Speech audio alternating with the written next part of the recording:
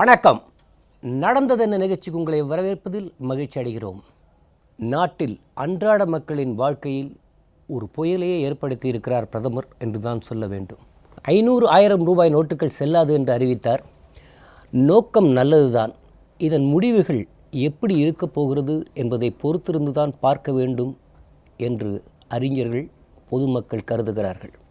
நாட்டின் பொருளாதாரம் இயல்பு வாழ்க்கையிலிருந்து மாறிவிட்டிருக்கிறதா? அப்படி ஒரு சூழல் தான் இப்பொழுது இங்கே இருக்கிறது. இன்னொரு வகையில் பார்த்தால் திருவாளர் பொதுஜனம்தான் வெகுவாக பாதிக்கப்பட்டிருக்கிறார். ஆனால் மக்களின் போராட்ட குணம் மந்தமாகி கொண்டிருப்பதால் இந்த அரசு சுமூகமாக போய்கொண்டிருக்கிறது. கருப்பு பணத்தை ஒழிப்போம், கள்ளப்பணத்தை ஒழிப்போம் என்று சொல்கிறார்கள். சிங்கம் புலிகளெல்லாம் நாங்கள் பிடிக்கப் போகிறோம் என்று சொல்லிவிட்டு இப்பொழுது நடைமுறையில் சிட்டுக்குருவிகளை பிடிக்கிற வேலையைத்தான் மத்திய அரசு செய்து கொண்டிருக்கிறதோ என்று பயம் வந்திருக்கிறது. 2000 ரூபாய் நோட்டுகளை புழக்கத்தில் விட்டதை விட முதலில் 500 ரூபாய் நோட்டுகளை விட்டிருந்தால் பொதுமக்களுக்கு இந்த பிரச்சனை வந்திருக்காது என்கிறார்கள். முடிவு எடுப்பதுமே நிதித்துறைக்கு ஏகப்பட்ட குழப்பங்கள் இருக்கிறது. முதலில் 4000 ரூபாய் வரை மாற்றிக்கொள்ளலாம் என்றார்கள். பிறகு அதை 4500 ஆக்கினார்கள். பிறகு இப்போது அதை 2000 ரூபாயாக குறைத்திருக்கிறார்கள். கருப்பு பண முதலைகள் வங்கியின் வரிசையில் வந்து பணங்களை மாற்றுவதில்லை. ஏழை எளிய மக்கள், நடுத்தர மக்கள் தான் மாற்றிக்கொண்டிருக்கிறார்கள். ஆனால் அவர்களுடைய பிரச்சனை இன்று வரை தீர்க்கப்படவில்லை. மக்கள் ஏடிஎம்களை நம்ப ஆரம்பித்து விட்டார்கள். அந்த ஏடிஎம்களை தயார் செய்யாமலேயே பிரதமர் இப்படி ஒரு அறிவிப்பு செய்துதான் இயல்பு வாழ்க்கையை வெகுவாக பாதித்திருக்கிறது. இந்த 500 ரூபாய் 1000 ரூபாய் நோட்டுகள் செல்லாதென்று அறிவிப்பு பலனா பாதகமா? இது குறித்துத்தான் இன்று நாம் பேசப்போகிறோம். இது குறித்து நம்முடன் பேசுவதற்காக பாரதிய ஜனதா கட்சியின் மாநில செயலர் அறிவுசார் பிரிவு திரு நாராயணன் அவர்கள். வணக்கம். காங்கிரஸ் கட்சியைச் சேர்ந்த முன்னாள் சட்டமன்ற நாடாளுமன்ற உறுப்பினர் KS அழகிரி அவர்கள். வணக்கம். வழக்கறிஞர் ராஜா செந்தூர் பாண்டியன் அவர்கள். வணக்கம். இது ஊழலுக்கு எதிரான போர் என்கிறார் நரேந்திர மோடி. ஆனால் எதிர்க்கட்சிகள் இந்த 500,000 ரூபாய் நோட்டுகள் செல்லாது என அறிவிப்பு பிஜேபியின் முன்னணி தலைவர்களுக்கு தெரியும். அதனால் ஒரு ஜாயிண்ட் பார்லிமெண்டரி கமிட்டி விசாரணை தேவை என்று நாடாளுமன்றத்தில் எழுப்புகிறார்கள். இதை நீங்கள் எப்படி பார்க்கிறீர்கள்? 500 ரூபாய் 1000 ரூபாய் நோட்டு ஒழிச்சது செல்லாது அப்படின்னு சொன்ன விஷயத்தை பொறுத்த வரைக்கும் அதை யாருமே எதிர்க்க போகிறது கிடையாது. ஏன்னா கண்டிப்பாக கருப்பு பணம், இந்த மாதிரி பதுக்கி வைக்கப்பட்ட பணம் வெளியே வரணும் அப்படிங்கிறதுல எந்த விதமான மாற்று கருத்தும் யாருக்கு இருக்க போகிறது இல்லை.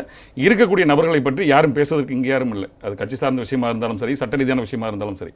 ஆனாலும் இதற்கான ஒரு முன்னெடுப்பு அப்படிங்கிறது 31/12/2016 அந்த இறுதிக்குள்ளாக நீங்கள் பணத்தெல்லாம் வங்கியில் செலுத்திடுங்க, அது வரைக்கும் இது செல்லுபடியாகும் அப்படிங்கிற விஷயத்தை சொல்லாமல் ஒரு மாலை வேளையில் ஒரு 8 மணி போல் திடீர்னு 8ஆம் தேதி அறிவித்து செல்லுபடி ஆகாது நள்ளிரவிலிருந்து அப்படின்னு சொல்லக்கூடிய விஷயங்களை பொறுத்த வரைக்கும் அது ஒரு வித பதட்ட நிலையை ஏற்படுத்தி விட்டது. அந்த பதட்ட நிலை மக்களுக்கு ஏற்பட்டாலும் சரி, அதை சரி செய்கிறதுக்கு சீர் செய்கிறதுக்கு தேவையான விஷயங்களை சட்ட ரீதியாகவும் சரி, பொருளாதார ரீதியாகவும் சரி, இதை அவங்க செஞ்சுருக்கணும்.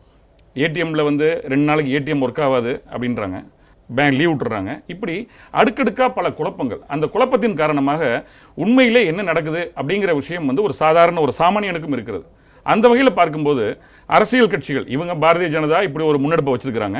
அதே நேரத்தில் இதில் சரியில்லை, இதுலேயும் ஊழல் இருக்குது, ஊழல் நடந்திருக்க வாய்ப்பு இருக்குது அப்படின்னு சொல்லக்கூடிய விஷயங்களில் இதை பற்றி விசாரிக்கணும்னு நினைக்கிறது ஒரு அரசியல் ரீதியாக ஒரு பொறுப்புணர்வோடு செய்யக்கூடிய அரசியல் கட்சிகளுடைய பணி தான். அது மாற்று கருத்தும் கிடையாது. ஆனாலும் இதில் ஒரு பொதுமக்களுக்கு ஒரு பயனுள்ள வகையில் தான் கொண்டு வர்றோம் அப்படின்னு சொல்லும்போது ஆரம்பத்தில் சொல்லப்பட்ட விஷயங்கள் என்ன? இது அண்டை நாடுகளில் இருக்கக்கூடிய தீவிரவாதத்துக்காக அந்த பணம் பயன்படுது, கள்ள நோட்டை ஒழிக்கிறதுக்காக பயன்படுது அப்படின்ற ஒரு முன்னெடுப்பை வச்சுட்டு இப்போ கடைசியாக இலக்கு யாராக இருக்கிறாங்க அப்படின்னா, இது கழுகுடப்பால் பணம் வச்சுருக்காங்களே அவங்களாம் வருமான வரி செலுத்த மாட்டாங்களா, கணக்கு செலுத்த மாட்டாங்களா அப்படின்னா, இதை சொல்லியா நீங்கள் எலெக்ஷனில் ஜெயிச்சிங்க, இதை சொல்லியா மக்களுக்கு உங்களுக்கு ஓட்டு போட்டாங்க? அந்த வகையில் பார்க்கும்போது இது அரசியல் ரீதியான கருத்துக்கள் மாற்றி மாற்றி காங்கிரஸ் பிஜேபி என்னென்னு வச்சுட்டு போட்டோம். ஆனால் அல்டிமேட் பாதிப்பு அப்படிங்கிறது முழுக்க முழுக்க பொதுஜனத்துக்கு மட்டும்தான். இன்றைக்கி எல்லாருமே வேலை பார்க்குறாங்க, இல்லை வேலைக்கு போகாமல் இருக்கிறாங்க, என்ன வேணா இருக்கட்டும். ஆனால் அவங்களுடைய சராசரி வாழ்க்கை பாதிக்கப்பட்டு கியூ கட்டி நிற்கிறாங்க. 2000 நோட்டு வெளியிட்டுருக்காங்க. இந்த 2000 நோட்டு வெளியிட்டதுனால என்ன பயன் இருக்குது?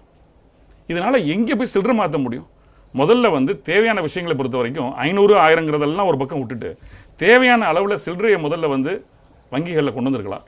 அதன் காரணமாக வந்து இப்போ நீங்கள் 2000 ரூபா போட்டிருந்தா அதை எடுத்து கொண்டு போய் யார்கிட்ட கொடுக்க முடியும்? எந்த கடையில் போனாலும் சில்லறை கிடையாது, முழுக்க ஜாமான் வாங்கிக்கன்றாங்க. 4000, 4500, இப்போ 2000 அப்படின்னு பார்க்கும்பொழுது அடுக்கடுக்காக அந்த பணத்தை வந்து எடுக்கக்கூடிய விஷயங்களை பொறுத்த வரைக்கும் ஒரு தொகை நிர்ணயிக்கப்படுகிறது, கூடுதலாக்கப்படுகிறது, திடீர்னு சரிபாதியாக குறைக்கப்படுகிறது. இப்போ நாளைக்கு இல்லைன்னா என்ன ஆகிடும்? அதற்கு வந்து ஒரு பலனாக என்ன செஞ்சிருக்கணும் மத்திய அரசு? அதை செய்யலாம். ஊழலுக்கு எதிரான போர்னு பிரதமர் நரேந்திர மோடி சொல்கிறார். ஆனால் எதிர்க்கட்சிகள் 500 ரூபாய் 1000 ரூபாய் நோட்டுகள் செல்லாது என்ற அறிவிப்பு பிஜேபியின் முன்னணி தலைவர்களுக்கு தெரியும் என்பதுதான் காங்கிரஸ் உட்பட மற்ற எதிர்க்கட்சிகளுடைய மல்லிகார்ஜுன் கார்கே கூட அட்ஜர்ன்மெண்ட் மோஷன் கேட்டு ஜேபிசி கேட்டிருக்கார். இதை நீங்கள் எப்படி பார்க்கிறீர்கள்? ஒரு அரசாங்கம் தன்னுடைய முன்னணி தலைவர்களுக்கு தெரியாமல் ஒரு காரியத்தை செய்ய முடியாது. அரசாங்க அமைப்பில் இருக்கிறவங்களுக்கு அது நல்லா தெரியும். பிரதமர் மட்டுமே தன்னுடைய அறையில் உட்காந்து யோசித்து ஒரு காரியத்தை செய்ய முடியாது. நிதியமைச்சருக்கு தெரியணும், உள்துறை அமைச்சருக்கு தெரியணும், நிதித்துறை செயலாளர்களுக்கு தெரியணும், உள்துறை செயலாளர்களுக்கு தெரியணும், அவங்களுக்கெல்லாம் தெரிஞ்சால் அவங்க மனைவிமார்களுக்கு தெரியும், அவங்க குழந்தைகளுக்கு தெரியும். அதனால் ஒரு காரியத்தை யாருமே தெரியாமல் செஞ்சுட்டோன்னு சொன்னால் அதை நம்ம ஏற்றுக்க முடியாது. அது வந்து மோடின்னு இல்லை, இன்னொரு அரசாங்கம் இருந்து இதை செய்திருந்தால் கூட வெளியில் தெரியாமல் செஞ்சுட்டோன்னு சொன்னால் முடியாது. ஒரு குறிப்பிட்ட அளவுக்கு தெரிஞ்சிருக்கும். அது ஒரு பெரிய பிரச்சனை இல்லை. இதில் பிரச்சனை என்னென்னா, ஊழலுக்கு எதிரான யுத்தம், கருப்பு பணத்துக்கு எதிரான யுத்தம் என்பதை நான் வரவேற்கிறேன். ஆனால் அவர் டான் குவிக் சாட் மாதிரி கத்தியை தூக்கிக்கிட்டு வேறொரு பக்கம் போயிட்டு இருக்காரே ஒழிய, ஊழலும் கருப்பு பணமும் எங்கே இருக்கிறதோ அதற்கு எதிரான திசையில் அவர் பயணம் செய்யலைங்கிறது தான் இதை காட்டுகிறது. அவங்க என்ன நினைக்கிறாங்கன்னா, கருப்பு பணம் பரவலாக பொதுமக்களிடமே இருப்பதாக அரசாங்கம் நினைக்கிறது. அதை சொல்ல பயப்படுறாங்க. நான் கூட முதல் 2 நாள் ஏதோ ஒரு முயற்சி நன்றாக நடக்கிறதுன்னு தான் நினச்சேன். அதன் பிறகு 4 நாட்கள் போச்சுன்னா அவங்களால அதை சரி பண்ண முடியல. ஏனென்றால் அவர்களுக்கு வந்து முன்னேற்பாடுகள் எதுவும் செய்யலை. அவங்க இப்படியெல்லாம் ஒரு ரியாக்ஷன் வரும்னு அவங்க நம்பலை. அடுத்த 4 நாள் போச்சுன்னா நிலைமை இன்னும் மோசமாக போயிட்டுது. 4000லேருந்து 2000 போயிட்டுது. அடுத்து ஒரு முறை மை வச்சுட்டா அடுத்த முறை எடுக்க முடியாதுங்கிறாங்க. இன்றைக்கி ஒரு கூலி தொழிலாளி இருக்கார், இன்றைக்கி 2000 ரூபா எடுக்கிறார். நாளைக்கு அவருடைய பெண்ணுக்கு பிரசவம் வருது, அல்லது ஒரு மருத்துவமனைக்கு உடனடியாக அவங்க வீட்டில் யாருக்காவது உடம்பு சரியில்லை போகணும். அன்றைக்கி என்ன செய்வார்? பணத்துக்கு அவர் கையில் பணம் இருக்கும், ஆனால் அந்த பணத்தை உபயோகிக்க முடியாது. இல்லை, அதுக்கு தானே நாங்கள் சொல்கிறது என்னென்னா, ஒவ்வொரு தனி மனிதரும் இனி வங்கி மூலமாகத்தான் உங்கள் பண பரிவர்த்தனைகள். இல்லை, கரெக்ட். அதில் நான் மாற்று கருத்து இல்லை. வங்கி மூலமாகவே செய்வோம். இப்போ இதுக்கு நீங்கள் சொல்லுங்கள், இன்றைக்கி 2000 ரூபா அவர் எடுத்துட்டார், நாளைக்கு மருத்துவமனைக்கு போகணும். மருத்துவமனைக்கு போனோன்னா நாளைக்கு அவர் எடுக்க முடியாது, என்ன கையில் மை இருக்குது. ஒரு திட்டம் என்பது எல்லா வகைகளிலும் வெற்றி பெறுகிற மாதிரி அமைந்தால்தான் அது திட்டம். இல்லை என்றால் ஒரு தனி மனித கற்பனை. அது எனக்கு கூட ஏராளமான கற்பனைகள் இருக்குது. நான் அந்த கற்பனைகள்லாம் வந்து பிரயோகிக்கணும்னு நினச்சேன்னா அது வந்து அதுக்கு பிறகு தான் துக்ளக் தர்பார் என்பது. இல்லை, அவருடைய கற்பனை நடைமுறைக்கு ஒத்து வர வேண்டும். என்ன சொல்கிறாங்கன்னா, 1000 ரூபாய் நோட்டுகளை நீங்கள் வங்கியில் கணக்கில்லாமல் மாற்றுவதாக இருந்தால்தான் உங்களுக்கு உச்ச வரம்பு 2000 ரூபாய். உங்கள் கணக்கில் பணம் இருந்தால் ஒரு நாளைக்கு 10,000 ரூபாய், வாரத்துக்கு 24,000 ரூபாய் வரையும் உங்கள் கணக்கில் இருந்து நீங்கள் எடுத்துக்கொள்ளலாம் தானே சொல்கிறாங்க. வங்கியில் கணக்கு இல்லாதவர்கள் எவ்வளவு பேர் இருக்காங்க. ஜன்தன் கணக்கு இருந்தால் கூட அதை நடைமுறைக்கு கொண்டு வராமல் எத்தனை கோடி பேர் இருக்கிறார்கள். நகர்ப்புறங்களில் தான் வங்கிகளே இருக்குது. கிராமப்புறங்களில் வங்கிகளுடைய எண்ணிக்கை ரொம்ப குறைவு. 30 கிராமங்களுக்கு ஒரு வங்கியெல்லாம் இருக்குது. என்னால் அந்த கணக்கை சொல்ல முடியும். எனவே இது வந்து நடைமுறை சாத்தியமே அல்ல. இது இரண்டாவது, எவ்வளவு கார்ப்பரேட் நிறுவனங்கள், எவ்வளவு பெரிய முதலாளிகள் தங்களுடைய கருப்பு பணத்தை மாற்றுவதற்கான முயற்சியில் இறங்கியிருக்கிறார்கள் என்பதை யாராவது சொல்ல முடியுமா? ஊடகங்களோ அல்லது அதிகாரிகளோ அல்லது பாரதிய ஜனதாவோ யாராவது சொல்ல முடியுமா? காரணம், அவர்கள் யாருமே அதில் பாதிக்கப்படல. அவர்கள் பாதிக்கப்பட மாட்டார்கள் என்பது நிதியமைச்சருக்கு தெரியும், பிரதம மந்திரிக்கு தெரியும். நான் வந்து இதில் வந்து அவங்களுக்குள்ளார ஒரு அண்டர்ஸ்டாண்டிங் இருக்குன்னு சொல்ல விரும்பலை. நான் மோடி அப்படி சந்தேகப்படல. எனக்கு அதை மாதிரி ஒரு சந்தேகம் பாரதிய ஜனதா மேலே இல்லை எனக்கு. ஆனால் அவர்கள் செய்த தவறு என்னென்ன, அல்லது அவருக்கு சொல்லப்பட்ட விஷயம் எப்படி தவறாக முடிஞ்சதுன்னா, இந்த பணத்தை செல்லாதுன்னு ஆகிட்டா கருப்பு பணம் ஒழிஞ்சிடும்னு அவர்கிட்ட தவறாக சொல்லிட்டாங்க. அது அவர் அதை நம்பிட்டார், அவ்வளவுதான். நீங்கள் 17 லட்சம் கோடி அல்லது 85% பணம் 1000 ரூபா 500 ரூபா பணம் இருக்கிற ஒரு நாட்டில் நீங்கள் 500 ரூபா நோட்டை இன்னும் அடிக்கலைன்னு சொன்னால் உங்களால் எப்படி 4 மாசத்துல கூட இந்த பிரச்சனையை தீர்க்க முடியும்? பிரதம மந்திரி கேட்டிருக்க வேண்டாமா? ரிவ்யூ பண்ணிருக்க வேண்டாமா? சரி, நம்ம இன்னைக்கு 8ஆம் தேதி செல்லாதுன்னு சொல்ல போகிறோமே, 500 ரூபா நோட்டு எவ்வளோ தயார் பண்ணிருக்கீங்க? இது இல்லாமல் எக்ஸஸாக உங்களுக்கு சில்லறை வேணுமா? 100 ரூபா 50 ரூபா நோட்டு அதிகமாக அடிச்சிருக்கீங்களா? அதனுடைய ரேஷியோ என்ன? இதெல்லாம் அவங்க சொல்ல வேண்டாமா? அவர் கேட்டிருக்க வேண்டாமா? இப்போ ஒரு நாளைக்கு எவ்வளவு பேர் வங்கி முன்னாடி போய் நிற்பாங்கங்கிற கணக்கை இவங்க எடுத்தாங்களா? 1000 ரூபா 500 ரூபாயை போய் மாற்றிக்கலான்னு சொல்லியிருந்தீங்கன்னா இந்த ரஷ் வந்திருக்காது. செல்லாது இந்த தேதிக்குள்ளார போங்கன்னு சொன்னதுனால தான் இந்த ரஷ் வந்தது. சரி, அப்படி சொல்லும்பொழுது எவ்வளோ ஜனத்திரல் அங்கே போவோம். நேற்று பாருங்கள், யூபியில் போலீஸ் அடித்தடி வங்கிக்கு முன்னாடி லத்தி சார்ஜ் பண்ணுறான். ஜனங்க வந்து கீழே விழுறாங்க, அவங்க மேலே ஜனங்க விழுறாங்க, பொம்பளை விழுறாங்க, பொம்பளை மேலே ஆம்பளை விழுறான். ஸோ நீங்கள் வந்து எவ்வளவு திட்டமிடாமை பாருங்கள். இப்போ அரசாங்கம் என்பது ஒரு பிரதம மந்திரி என்பவர் தனி மனிதர் அல்ல. அவர் எவ்வளோ பெரிய தலைவராக இருந்தாலும் அவர் வந்து தனி மனிதர் அல்ல. ஒரு பெரிய படை இருக்கிறது, திறன் வாய்ந்த அறிவார்ந்த ஒரு அமைப்பு அவர்களிடம் இருக்கிறது. ஏன் அவர்கள் இதெல்லாம் யோசிக்கல? 10 மாத காலம் எதை பற்றி நீங்கள் யோசிச்சிங்க அப்படின்னா, பிரதமர் சொல்கிறார் 10 மாதமாக நாங்கள் யோசித்தோங்கிறார். ஏன் இதை நீங்கள் யோசிக்க முடியல உங்களால்? நான் 10 வருஷத்துக்கு முன்னாடி ஹிந்துவில் ஒரு கார்ட்டூன் பார்த்துருக்கிறேன். ஒரு டேம் திறக்கிறதுக்கு அமைச்சர் வருவார், திறந்தெல்லாம் முடிச்சுடுவாங்க. மெதுவாக அமைச்சர் பக்கத்தில் இருக்கிற சீஃப் இன்ஜினியர் கேட்பார், டேமில் தண்ணியே இல்லையம்பார். அவர் காதுகிட்ட குனிஞ்சு சொல்லுவார், ஒரு சின்ன தப்பு நடந்துட்டுருங்க, 6 அந்தாண்ட பக்கம் கட்டியாச்சு. இது வந்துங்க, இது வந்து விளையாட்டு இல்லை, இது உண்மை. இது அதுதான் இன்னைக்கு நடந்திருக்கு. கருப்பு பணம் என்பது ரியல் எஸ்டேட்லேயும் கோல்டுலேயும் இருக்கு. நீங்கள் வந்து சிஸ்டம் டோட்டலாக ஃபெயிலியர் அது. எனவே இதில் வந்து நாம் இப்போ வந்து அரசாங்கம் உடனடியாக விழித்து கொள்ள வேண்டும். இல்லை, இந்த ஜேபிசி கேட்பது சரியா? ரொம்ப சரி. காரணம் என்னென்னா, பிரதமர் தன்னுடைய டீமை நம்புகிறார். ஆனால் அந்த டீம் இந்த செய்திகளை வெளியில் சொல்லிட்டுதோ அப்படிங்கிற அச்சம் எனக்கு இருக்கிறது. அந்த டீம் சரியில்லாத டீமோங்கிற பயம் எனக்கு இருக்கிறது. ஏன்னா இது வந்து பாரதிய ஜனதாவுடைய வீழ்ச்சி மட்டும் அல்ல, இது நாட்டினுடைய வீழ்ச்சி. இது நீங்கள் இன்னும் 4 மாதத்துக்கு ஜனங்க கஷ்டப்பட்டாகணும். எல்லாமே கொலாப்ஸ் ஆகிடும், டோட்டலாக எல்லாம் கொலாப்ஸ் ஆகிடும். நீங்கள் கடைசியாக பார்த்தீங்கன்னா 17 லட்சம் கோடியும் பேங்குக்கு வந்துடும். ஊழலுக்கு எதிரான போர்னு பிரதமர் அறிவித்திருக்கிறார். ஆனால் இந்த 500 1000 ரூபாய் நோட்டுகள் செல்லாது என்பது பிஜேபியில் உள்ள முக்கியஸ்தர்களுக்கு தெரியும். அதனால் ஜாயிண்ட் பார்லிமெண்ட்ரி கமிட்டி வைத்து இதன் மீது விசாரணை தேவை என்று ஆனந்த் சர்மா கேட்கிறார். இதை பற்றி நீங்கள் எப்படி பார்க்கிறீர்கள்? இல்லை, ஒரு எதிர்க்கட்சிகள் குறிப்பாக காங்கிரஸ் ஒரு பொறுப்பற்ற தன்மையோடு இந்த அரசாங்கத்திற்கு இந்த நாட்டிலே ஊழலை ஒழிக்க வேண்டும் என்று முனைப்போடு செயல்பட்டு கொண்டிருக்கின்ற நம்முடைய மரியாதைக்குரிய பிரதமர் நரேந்திர தாமோதரதாஸ் மோடி அவர்களுடைய நல்ல முயற்சிக்கு முட்டுக்கட்டையாக இருந்து கொண்டு இந்த முயற்சியில் பாரதிய ஜனதா கட்சிக்கு, இந்திய நாட்டிற்கு, மக்களுக்கு வெற்றி கிடைக்கக்கூடாது என்று திட்டமிட்ட ரீதியில் சதி செய்து இது போன்ற விஷயங்களை சொல்லி வருகிறது என்பதுதான் என்னுடைய வியூ. முக்கியமாக ஒரு சில விஷயங்களை மிக அருமையாக திட்டமிட்டுத்தான் இந்த நடவடிக்கை எடுக்கப்பட்டிருக்கிறது. இதில் 500 ரூபாய் 1000 ரூபாய் நோட்டை மாற்றணும்னு சொல்லியிருந்தா பிரச்சனையே இல்லை அப்படின்னு ஐயா சொன்னாங்க. மாற்ற வேண்டும் என்பது நம்முடைய நோக்கம் அல்ல. கருப்பு பணத்தை, கள்ள நோட்டுகளை மாற்ற வேண்டும் என்பதுதான் நம்முடைய நோக்கம், மாற்ற இல்லை. அதுதான் இப்போ நடந்துக்கிட்டு இருக்கு. இன்றைக்கி இப்படியெல்லாம் வரும்னு உங்களுக்கு தெரியாதா அப்படின்னா தெரியும். ஏனென்று சொன்னால், கருப்பு பணத்தை பதிக்கினவங்க எங்கே இருக்கிறாங்க அப்படின்றாங்க. கருப்பு பணத்தை பதிக்கினவங்க வெளியே வராது இருக்காங்க பார்த்தீங்களா, அதுதான் வெற்றி. அவங்க யார் மூலமாகவும் கொடுத்து அனுப்புகிறாங்க. அந்த நடவடிக்கைகள் தொடரும் பொழுது அந்த நடவடிக்கைகளை கண்காணித்துத்தான் இந்த மாதிரி ஒரு நாளும் அவர்களுடைய நடவடிக்கைக்கு ஏற்ற மாதிரியான கவுண்டர் அட்டாக்ஸை இந்த அரசாங்கம் செய்து கொண்டிருக்கிறது. ஒன்று. இரண்டாவது, கள்ள நோட்டுகளை பொறுத்தவரையில் 2009ஆம் ஆண்டு மைசூர் பிரிண்டிங் ப்ரெஸ்ஸில் 50 கிலோ பிரிண்டிங் இங்கு காணும்னு ஒரு எஃப்ஐஆர் ரெஜிஸ்டர் ஆகிருக்கு.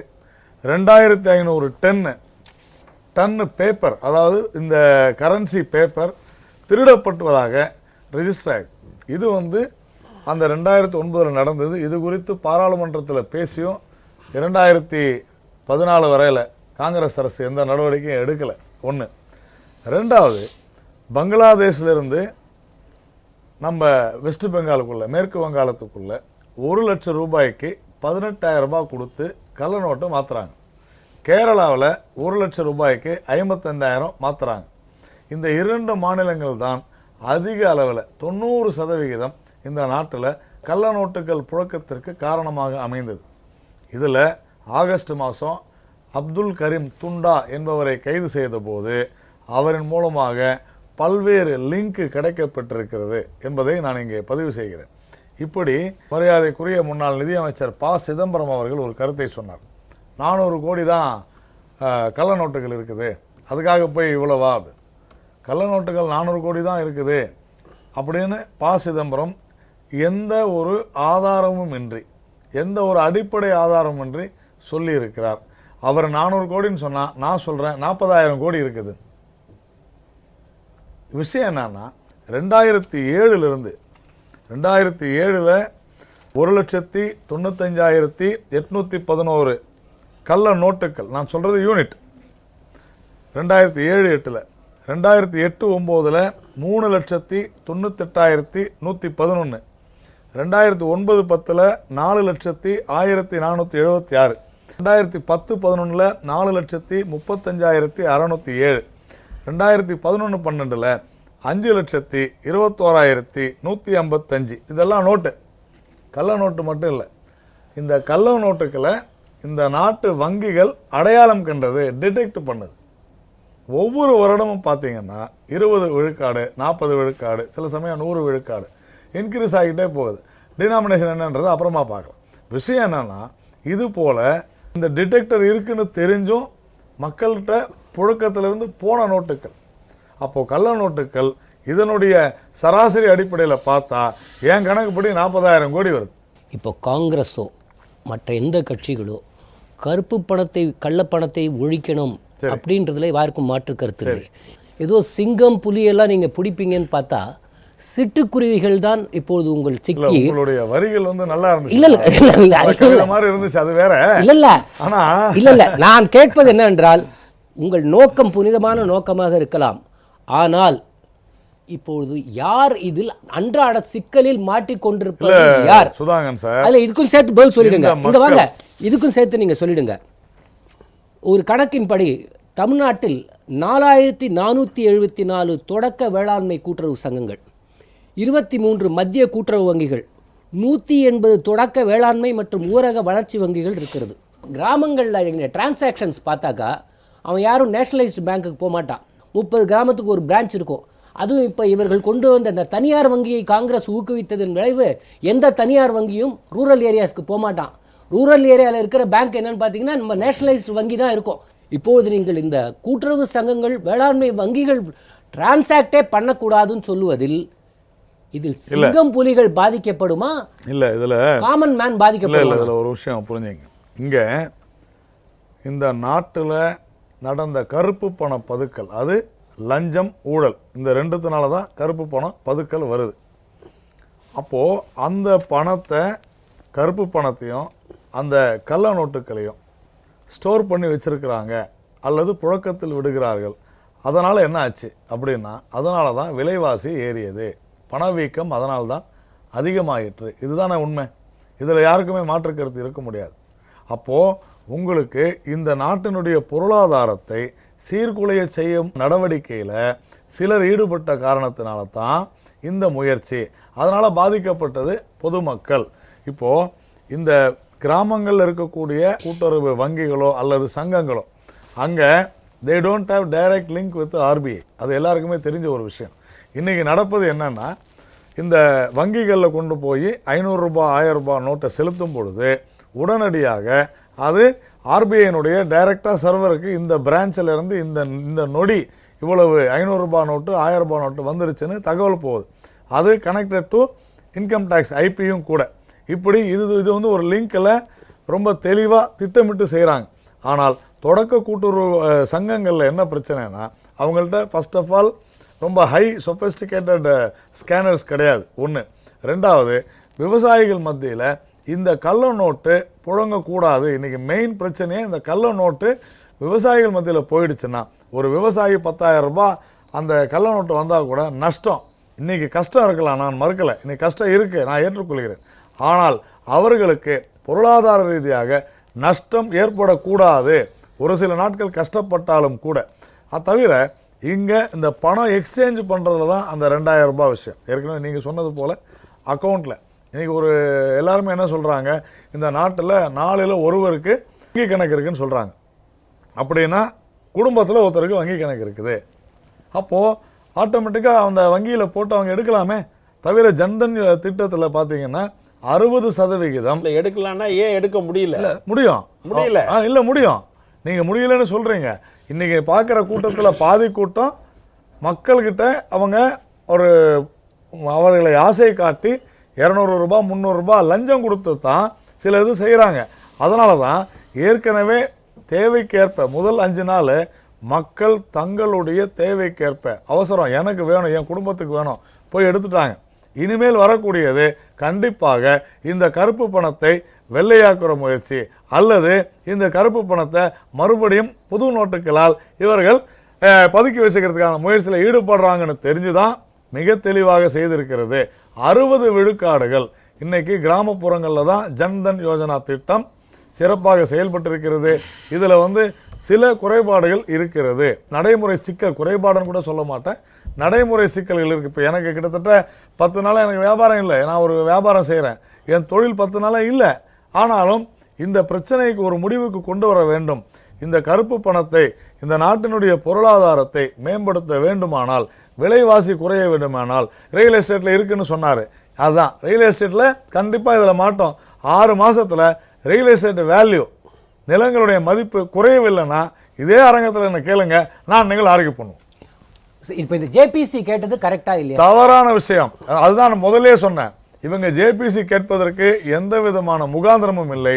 ராகுல் சொல்றாரு, பாஜகவினுடைய தலைவர்களுக்கு எல்லாருக்கும் தெரியும், பாஜகவினருக்கு மோடி முதல்லயே சொல்லி, கரெக்டான வார்த்தை தான், பாஜகவினருக்கு மோடி முதல்லயே சொல்லிவிட்டார்னு சொல்லிட்டு எஃப்எம்முக்கு இந்த விஷயம் தெரியவே தெரியாதான்.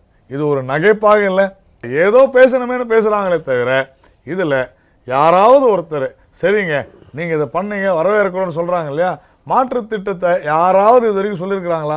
நீங்க 60 வருஷம் ஆட்சியில் இருந்தீங்கல்ல, ராஜ்யசபால பேசும்பொழுது நீங்க இது செய்யறதுக்கு பதிலா இப்படி செஞ்சிருக்கலாம்னு யாராவது சொன்னாங்களா? கிடையாது. ஏன்னா இவங்களுக்கு கருப்பு பணத்தை ஒழிக்க வேண்டும் என்கின்ற சிந்தனையே கிடையாது. ஏனென்றால் நான் நேரடியாக குற்றம் சாட்டுகிறேன், இந்த கருப்பு பணத்தை உருவாக்குவதற்கு காரணமே காங்கிரஸ் தான். அவங்க எப்படி சொல்லுவாங்க? அதுதான் விஷயமே. கள்ளப்பணம் என்பது தனி மனிதர்கள் உருவாக்குவதை விட அரசாங்கங்கள் தான் அதுக்கு பின்னணியில் இருக்குது. நான் எக்ஸ்டர்னல் கமிட்டியில் நான் 5 வருஷம் மெம்பராக இருந்திருக்கிறேன். உலகத்தில் இருக்கிற எல்லா அரசாங்கங்களுமே தங்களுக்கு வேண்டாத நாடுகளுடைய நோட்டுகளை அச்சடிக்கிறது ஒரு வழக்கம். அதுக்குன்னு ஒரு இலாக்கா இருக்குது, அதுக்குன்னு கணக்கு வழக்கு இருக்குது, அதுக்குன்னு பெரிய அதிகாரிகள் இருக்காங்க, அதை டிஸ்ட்ரிபியூட் பண்ணுறதுக்குன்னு ஒரு சிஸ்டம் இருக்குது. இது உலகம் பூரா நடக்குது. நம்ம நாட்டில் இல்லை, அமெரிக்க டாலரே அடிக்கிறாங்க ரஷ்யாவில், ரஷ்யாவினுடைய ரூபிளை அடிக்கிறாங்க அமெரிக்காவில், உலகம் பூரா இருக்குது. அதனால் இன்றைக்கி நாம் நோட்டை மாற்றினோம்னா 30 நாளில் பாகிஸ்தான் அதை அடித்து நம்ம பார்டரில் கொடுத்துருவோம். நீங்கள் அதனால் நாங்கள் இதை தடுத்துட்டோன்னு சொல்கிறது அறியாமை அல்லது சிறுபிள்ளைத்தனம், தெரியாமல் சொல்லணும் அல்லது தெரிஞ்சே சொல்லணும். அது ஒரு பிரச்சனையே அல்லது. அதனால தான் நம்ம என்ன செய்கிறோம்னா ஒவ்வொரு ஆண்டும் ரூபாய் நோட்டில் டிசைனை மாற்றிக்கிட்டே இருக்கிறோம். நீங்கள் சென்ற ஆண்டு இருந்த டிசைன் இந்த ஆண்டு இருக்காது, அதுக்கு ஒரு டைம் வச்சுருக்கிறாங்க. அந்த டயத்தில் அந்த டிசைனை மாற்றுவாங்க. நோட்டை மாற்றுறதில்ல, டிசைனை கொஞ்சம் கொஞ்சமாக மாற்றுருவாங்க. அதை ஓரளவுக்கு வங்கிகளில் அதை அப்பப்போ அதை குறைச்சிக்கிட்டே வந்துடுவாங்க. எனவே நாங்கள் இந்த நடவடிக்கையின் மூலமாக கள்ளப்பணத்தை நாங்கள் நிறுத்திவிட்டோம் என்று சொன்னால் அதை விட வேடிக்கையான ஒன்று எதுவுமே இல்லை. உதாரணமாக சொல்கிறேன், நீங்கள் சென்னையில் போங்க, உங்கள் கால் படுற இடத்துலலாம் ஹவாலா ஏஜென்ட்ஸ் இருக்கிறாங்க. இன்றைக்கே ஹவாலா நடந்துக்கிட்டு இருக்கு. நீங்கள் எவ்வளோ பெரிய சிஸ்டத்தாலையும் அதை தடுத்து நிறுத்த முடியாது. அந்த காலத்தில் உண்டின்னு சொன்னால் இந்த காலத்தில் ஹவாலா, அது பணம் வந்துக்கிட்டு தான் இருக்குது. நாம் வந்து எப்படி வந்து காற்று மாசோடு சுவாசிக்க கற்றுக்கொண்டிருக்கிறோமோ, எப்படி வியாதிகளோடு வாழ கற்றுக்கொண்டிருக்கிறோமோ, அதுபோல் கருப்பு பணத்தோடும் கள்ளப்பணத்தோடும் வாழ்வதற்கும் நாம் கற்றுக்கொண்டிருக்கிறோம். நம்முடைய பொருளாதாரம் அப்படி தான் இருக்குது. நம்முடைய பொருளாதாரத்தினுடைய நிலை அப்படி தான் இருக்குது. யார் நிதி மந்திரியாக வந்தாலும், யார் பிரதம மந்திரியாக வந்தாலும், நீங்கள் வந்து சர்வாதிகார நாடுகள்லேயே கள்ளப்பணமும் கருப்பு பணமும் இருக்குது. நீங்கள் வச்சுருந்தீங்கன்னா உங்களை கொண்டுடுவார் ஹிட்லர்னு தெரிஞ்சு அந்த நாட்டில் இருக்க தான் செஞ்சுது. என்ன செய்யலாம் என்று சொன்னால், இதை அனுமதிக்கிறதுன்னு இல்லை, இதை குறைக்கலாம். இவைகளை வந்து ஒரு கட்டுப்பாட்டுக்குள்ளார வச்சுக்கலாம். எப்படி பணவீக்கத்தை ஒரு கட்டுப்பாட்டுக்குள்ளார வச்சுருந்தா ஆரோக்கியமான பொருளாதாரமோ, அது மாதிரி இவைகளையும் ஒரு கட்டுப்பாட்டுக்குள்ளே வைத்துக் கொள்வதற்கு அரசாங்கம் செயல்படணும். இப்போ வந்து இந்தியாவில் இருக்கிற அரசியல் கட்சிகளில் சில அரசியல் கட்சி இந்த நடவடிக்கையே தப்புங்கிறாங்க. பட் காங்கிரஸ், ஜனதாதள், இவர்கள்லாம் என்ன சொல்கிறாங்கன்னா, கருப்பு பணத்தை ஒழிக்க வேண்டும், ஆனால் இவர்கள் செய்திருக்கிற இந்த நடைமுறை தவறு, முன்னேற்பாடு இல்லை அப்படிங்கிறது தான் இப்போ இருக்கிற குற்றச்சாட்டும் கூட. இப்போ நான் என்ன சொல்ல வரேன், நீங்கள் செஞ்சதை நான் தப்புன்னே சொல்ல, ஏதோ ஒரு முயற்சி எடுத்துருக்கிறீங்க, ஐ வெல்கம் இட். ஆனால் நீங்கள் முயற்சி எடுத்துங்களே ஒழிய அந்த முயற்சி வெற்றி பெறுவதற்கான காரியங்களை செய்யலை, கோட்டை விட்டுட்டீங்க. நீங்கள் 500 ரூபா நோட்டு, போதுமான நோட்டை நீங்கள் அச்சடித்து கொண்டாந்துருக்கணும், வங்கிகளில் முன்னாடியே கொண்டாந்து வச்சிருக்கணும். ரிசர்வ் பேங்க்கில் வச்சுருந்தா மட்டும் போதாது, அடையாறு பிரான்ச்சில் கூட பணம் வந்துருக்கணும். இல்லை, இதுக்கு சேர்த்து பதில் சொல்லுங்கள். இந்த தொடக்க வேளாண் வங்கிகள், கூட்டுறவு வங்கிகள்லாம் மாற்றக்கூடாதுன்றாங்களே, அது வந்துங்க இவங்க என்ன செய்கிறாங்கன்னா, நான் கண்டினியூஸாக பிஜேபியை வாட்ச் பண்ணிக்கிட்டே இருக்கிறேன். மிகப்பெரிய பேச்சாளர்கள்லாம் அதில் இருக்கிறாங்க. ஆனால் அவங்க எல்லாருமே திரைமறைவுக்கு பின்னாடி இருந்துக்கிட்டு சக்தி காந்திதாஸை விட்டுட்டாங்க. அவர் சாதாரணமாகவே பேச மாட்டார். ஆனால் இப்போ சமீபமாக பார்த்தீங்கன்னா அவர் தான் எல்லாத்தையும் சொல்லிக்கிட்டே இருக்கார். காரணம் என்னவென்று சொன்னால், இவங்க வந்து அப்பப்போ எதில் தோல்வி அடைகிறாங்களோ அதை நியாயப்படுத்தி ஒரு காரணத்தை சொல்கிறாங்க. இவங்க வந்து ரூரலில் இந்த பிரச்சனையை சால்வ் பண்ணிருக்கணுன்னா அது ஒன்றும் இப்போ கனெக்ட் பண்ணுறது ஒன்றும் பெரிய விஷயமே இல்லை. சென்ட்ரல் கோஆப்ரேட்டிவ் பேங்கை அங்கே இருக்கிற ஒரு நேஷனலைஸ்டு பேங்கோட கனெக்ட் பண்ணுறது ஒன்றும் பெரிய விஷயம் இல்லை, ரொம்ப ஈஸியாக கனெக்ட் பண்ணலாம். இவங்களுக்கு அது மறந்து போயிட்டுது. ரூரலில் இது மாதிரி ஒரு இஷ்யூ வரும், நான் சொல்லிடுறேன். இந்த ரூரலில் இது மாதிரி ஒரு இஷ்யூ வருங்கிறது இவங்களுக்கு மறந்துட்டுது. ஏதோ ஒரு முயற்சி பண்ணார், சிரிச்சுக்கிட்டு ஆரம்பித்தார், அழுதுகிட்டு முடிக்கிறார். காரணம் இந்த சிஸ்டம் அவரை அழ வச்சுட்டுது. உங்ககிட்ட நல்ல டேலண்டட் பீப்புள்ஸ் இல்லை, முறையாக செஞ்சுருக்கணும். நீங்கள் இதை முறையாக செஞ்சுருந்தீங்கன்னா இதில் ஓரளவுக்கு வெற்றி கிடைச்சிருக்கும். எப்படி நீங்கள் கோஆப்ரேட்டிவ் பேங்கை இணைக்காமல் எப்படி நீங்கள் வந்து கிராமப்புறத்து ஜனங்களுக்கு நீங்கள் பணத்தை மாற்றி கொடுக்க முடியும்? 17 லட்சம் கோடிங்க, 1 ரூபாய் 2 ரூபாய் அல்ல, 17 லட்சம் கோடியை நீங்கள் கிராமங்களுக்கு வந்து அதில் வந்து 50% கிராமங்களில் இருக்குது. இப்போ நீங்கள் சொல்லுங்கள் நாங்கள் எல்லாத்தையுமே திட்டமிட்டு செஞ்சோன்னு திரு நாராயணன் சொல்கிறார். மை இல்லையே, மை வைக்கணுங்கிறத நீங்கள் திட்டமிட்டு இருந்தீங்கன்னா உங்கள்கிட்ட 2 நாள் மை இல்லாமல் போயிட்டுது. அறிவிச்சார், சக்தி காந்திதாஸ் அறிவிச்சார், மை கிடைக்கல. அடையார் பிரான்ச்சில் ஓடி போய் பாரிஸில் வாங்கிட்டு வந்துருக்குறாங்க. ஏன் மை வந்து சேரல? நீங்கள் பெங்களூர்லேருந்து மையை உற்பத்தி பண்ணல, நீங்கள் அவங்களுக்கு சொல்ல, அதுக்கப்புறம் நீங்கள் சொல்கிறீங்க, அதுக்கப்புறம் அவன் கெமிக்கலை தேடுறான். நீங்கள் எல்லாமே இப்படி தான் போகுது. கல்யாண வீட்டில் திடீர்னு ஓடி போய் காப்பி தூளுக்கு ஓடுவான், திடீர்னு பால் வாங்க 2 பேரும் ஓடுவான். அப்படி தான் நடந்ததே ஒழிய முறையாக அதையெல்லாம் கொண்டாந்து வச்சுக்கிட்டு ஒரு அரசாங்கம் செய்யலை. அதை தான் நாங்கள் சொல்கிறோம். நீங்கள் இந்த சர்ஜிக்கல் ஆப்ரேஷன் சொல்கிறீங்களே, இதை மாதிரிலாம் செஞ்சீங்கன்னா அந்த ஆப்ரேஷன் என்ன வருது? இதை கூட போய் பார்டரில் பார்க்கணும். இப்போ அதையும் அப்படி தான் செஞ்சுருக்கீங்களா அல்லது இதை முறையாக செஞ்சுருக்கீங்களா? Total failure. இப்போ இதில் 2 விஷயம் சார். ஒன்று, பல கிராமங்களில் வங்கிகளே இல்லை அப்படின்னு முதல்ல சுற்றில் பேசும்போது சொன்னார். அதுக்கு வந்து காரணம் காங்கிரஸ் அரசாங்கமாக தானே இருக்க முடியும். 70 வருஷம் நீங்கள் ஆட்சியில் இருந்துட்டு கிராமங்களில் வங்கியை கொண்டு போய் சேர்க்கலை. ஆனால் நிதியமைச்சராக இருந்த போது சிதம்பரம் அவர்கள் தினந்தோறும் ஒரு விளம்பரம் வரும் நிதியமைச்சத்திலிருந்து, நாங்க வங்கிகளை அணைச்சிட்டோம். இல்லங்க, ஒரு நிமிஷம், நான் போகல. அவர் சொன்னதுக்கு நான் பதில் சொன்னேன். கிராமங்கள்ல வங்கிகள் இல்லைன்னு சொன்னா அது காரணம் நீங்க தான் சொன்னா தப்பா? அது வந்து டிவைட் ஆகிறது அர்த்தமாயிடுமா? சங்க கூட்டுறவு சங்கங்களை வந்து லிங்க் பண்ண முடியலன்னு சொன்னா அது காரணம் உங்களுடைய ஆட்சி தான் சொன்னா அது தப்பாயிருமா? கிடையாது. நான் சொல்றேன், நீங்க கிரியேட் பண்ண இன்ஃப்ராஸ்ட்ரக்சர்ல நாங்க செய்யும் பொழுது இதே குலாம் நபி ஆசாதோ ஆனந்த் சர்மாவோ அல்லது எனக்கு பாராளுமன்றம் நடைபெறுகிறது, ஆனால் இது முக்கியமான பிரச்சனை, இந்த நாட்டுல உழுக்குகின்ற ஒரு பிரச்சனைக்கு நான் அங்கதான் பேசுவேன், நான் அங்கதான் பேசுவேன் அப்படின்னு சொல்லாத ஒரு கோர்ட்டுக்கு போய் அன்னைக்கு அட்டன் பண்ண ராகுல் அன்னைக்கு கூட பேசிருக்கலாம் இல்லையா?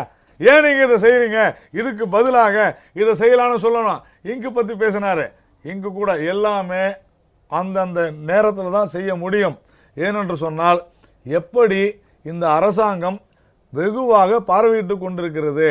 கண்டிப்பாக இது ஒரு பொருளாதார தீவிரவாதிகள், பொருளாதார பயங்கரவாதிகள் இந்த அரசாங்கத்தினுடைய முயற்சிக்கு முட்டுக்கட்டை போடுவார்களோ அந்த சூழ்நிலைக்கு ஏற்பத்தான் அப்போதைக்கு அப்போதுதான் முடிவு எடுக்க முடியும்.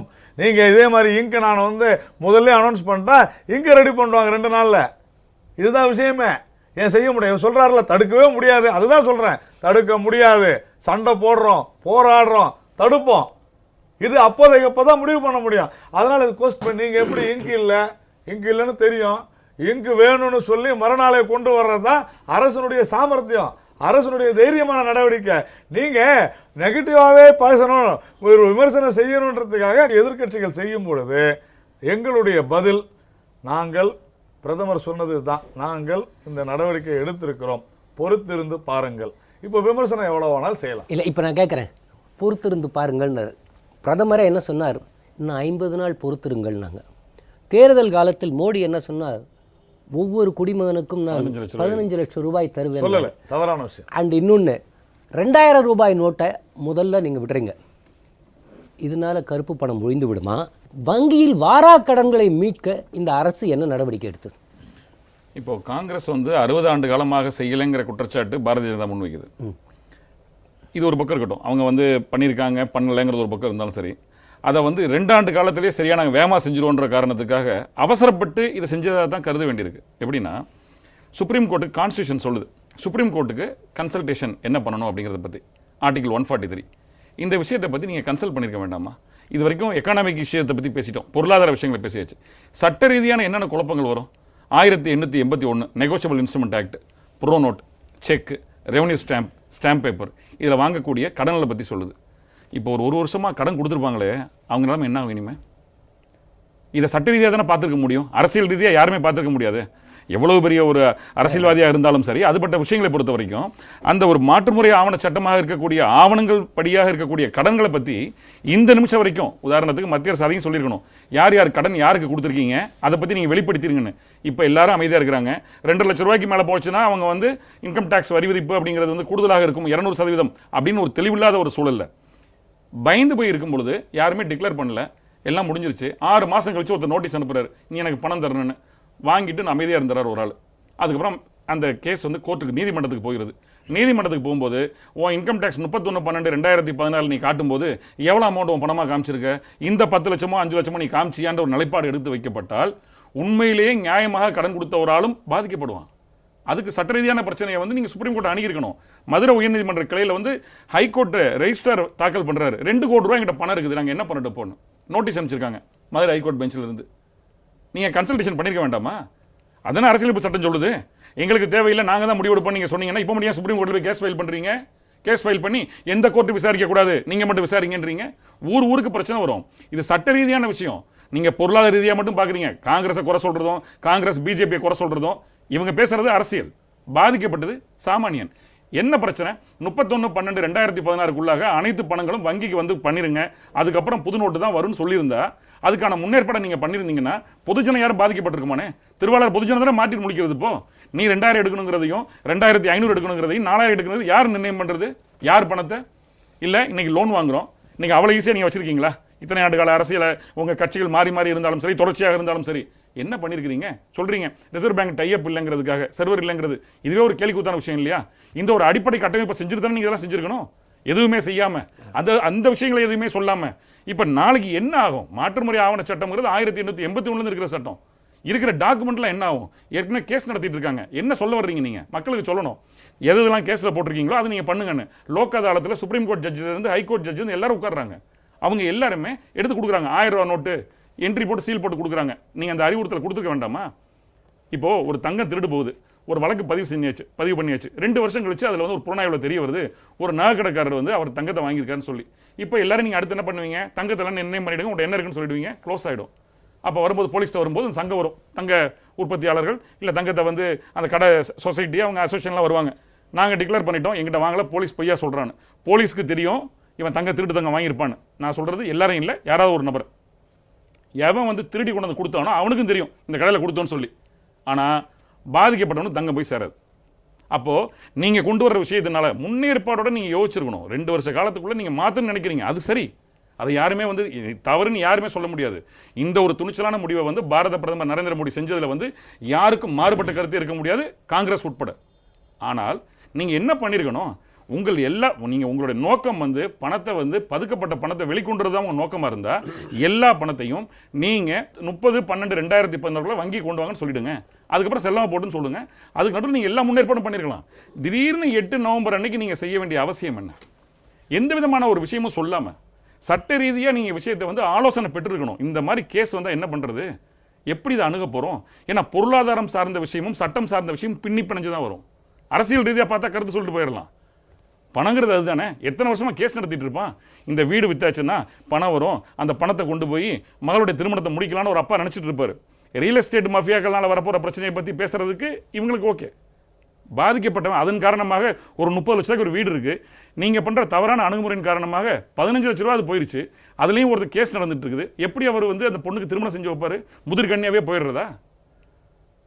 திருமணம்ங்கிறதுக்கு எப்படிப்பட்டது? 2.5 லட்ச ரூபா போதும் அப்படின்னு சொன்னால் அது எப்படி எடுக்க முடியும்? 2 லட்சம் நீங்கள் எல்லாத்தையும் சொல்லணும். முதல்ல எல்லாமே வங்கி வைங்க. இப்போ சொல்கிறாங்க ஒரு புருஷன் பொண்டாட்டி 4 பேர் இருந்தாங்கன்னா அவங்களுக்கு ஒரு வங்கி கணக்கு பத்தாதான்னு சொல்லி. எத்தனை புருஷன் பொண்டாட்டி ஃபேமிலி கோட்டில் பிரிஞ்சுட்டு இருக்காங்க?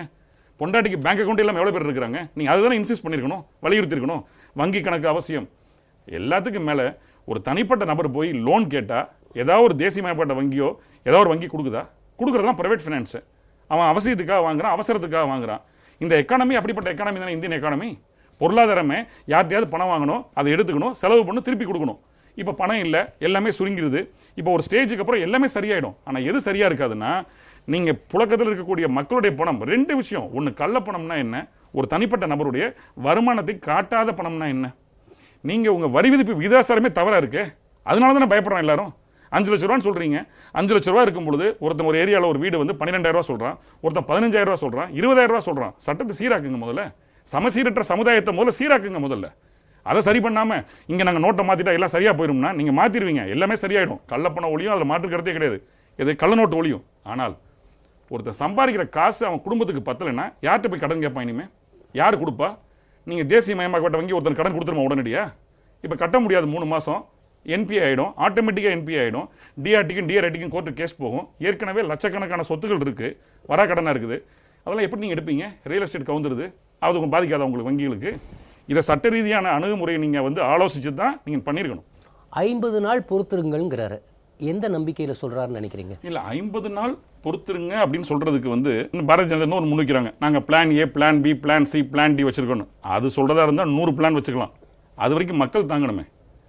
50 நாள் எப்படி நடைமுறைக்கு இது சாத்தியப்படும்? இல்லை, நீங்கள் விஷயம் வந்து ஒன்லி கேஷ் டிரான்சாக்ஷன். சார் வந்து நிறைய விஷயம் சொன்னார். இப்போ நேற்று கூட என்னுடைய அக்கௌண்ட்டில் நான் வந்து 1.5 லட்சம் போட்டிருக்கிறேன். என்னுடைய தாயார் வந்து 50,000 செலுத்திருக்கிறாங்க. இதில் விஷயம் என்னென்னா, இந்த கையில் கேஷாக வச்சுருக்கிறவங்க தான் ப்ராப்ளமே. தொடர்ந்து இது ஒரு மாயை அல்லது வதந்தி அல்லது ஒரு தேவையில்லாத பொய் பிரச்சாரம் நடைபெற்று வருகிறது இந்த தமிழ்நாட்டில். என்னன்னா, அக்கௌண்ட் வச்சுருக்கிறவங்களுக்கு எந்த விதமான பிரச்சனையும் இப்போ இல்லை. தாராளமாக எவ்வளோ கோடி வேணால் கூட போடலாம். நீங்கள் உங்கள் அக்கௌண்ட்டில் நீங்கள் அக்கௌண்ட் வச்சுருந்தீங்கன்னா நான் இன்றைக்கி 50 லட்ச ரூபா எடுத்துன்னு போய் போட்டிங்கன்னா உங்களை யாரும் எதுவும் கேட்க போகிறது. அதுக்கு கணக்கு மட்டும் இருக்கணும், அவ்வளோதான். நாளைக்கு ஸ்க்ரூட்டினி வந்தால் இதுதான் விஷயமே. இன்றைக்கி ப்ராப்ளம் கேஷாக பதுக்கி வச்சுருக்கிறவங்க, கள்ள நோட்டை மாற்றணும்னு நினைக்கிறவங்க, இதுதான் இஷ்யூவே. அதனால் இது இவ்வளோ பெரிய டீப்பான இஷ்யூஸ். எல்லா ஹைகோர்ட்டு எத்தனையோ கேஸ் வந்துருச்சு இந்தியா முழுக்க, எல்லாமே சொல்லிடுச்சு. இந்த அரசு, எல்லா ஹைகோர்ட்டும் இந்த அரசு நல்ல முயற்சி எடுத்திருக்கிறது. ஆனால் இதில் நடைமுறை சிக்கல்கள், மக்கள் பாதிக்கப்படுவதற்கு நீங்கள் என்ன பண்ணிருக்கீங்கன்னு மட்டும் சொல்லுங்கள் அப்படின்னு தான் மத்திய அரசை கேட்டிருக்கிறாங்க. ரெண்டாவது, சில பிரச்சனைகள் ஆங்காங்கே நடந்தாலும் கூட இது வந்து ஏதோ மொத்தமாகவே மத்திய அரசு சார்ந்த விஷயம் மட்டும் இல்லை. இங்கே வந்து இவ்வளவு கூட்டம் இருக்குது, இங்கே வந்து பிரச்சனை ஆகும்னா அதற்கு பாதுகாப்பு கொடுக்க வேண்டியது வந்து ஒரு அந்தந்த மாநில அரசுடைய கடமையும் கூட. இப்போ தமிழ்நாட்டில் எங்கேயும் பெரிய தகராறு நடந்த மாதிரிலாம் எங்கேயும் தெரியல. தவிர நான் சொல்வது, இந்த வரிசையில் நிற்கிறவங்க 49 பேர் இல்லை சார். இப்போ குலாம் நபி ஆசாத் என்ன சொல்றார்? தாக்குதல்ல பாதிக்கப்பட்ட வீரர்களை விட காமன் மேன் 40 இல்லை. இப்போ இதை சொன்னோம்னு வச்சுங்களேன், அது வந்து உடனே பெரிய அதை ஒரு எமோஷனல் ஆக்கிடுவாங்க.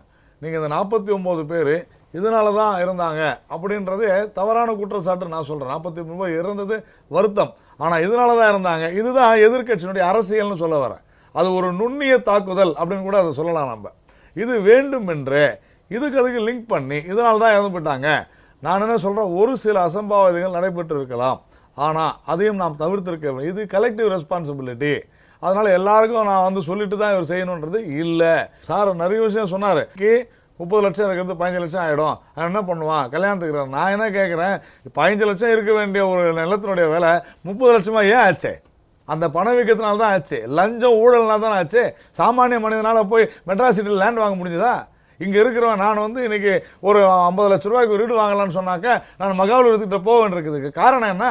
அவ்வளோ ரியல் எஸ்டேட்டில் இங்கே லஞ்சம் ஊழலால் சேர்த்து வைத்த பணத்தில் கொள்ளையடிச்ச காரணத்தினால தான் சாமானிய மக்கள் வாங்க முடியலையே, அவனுடைய கனவான வீடு வாங்க முடியலையே.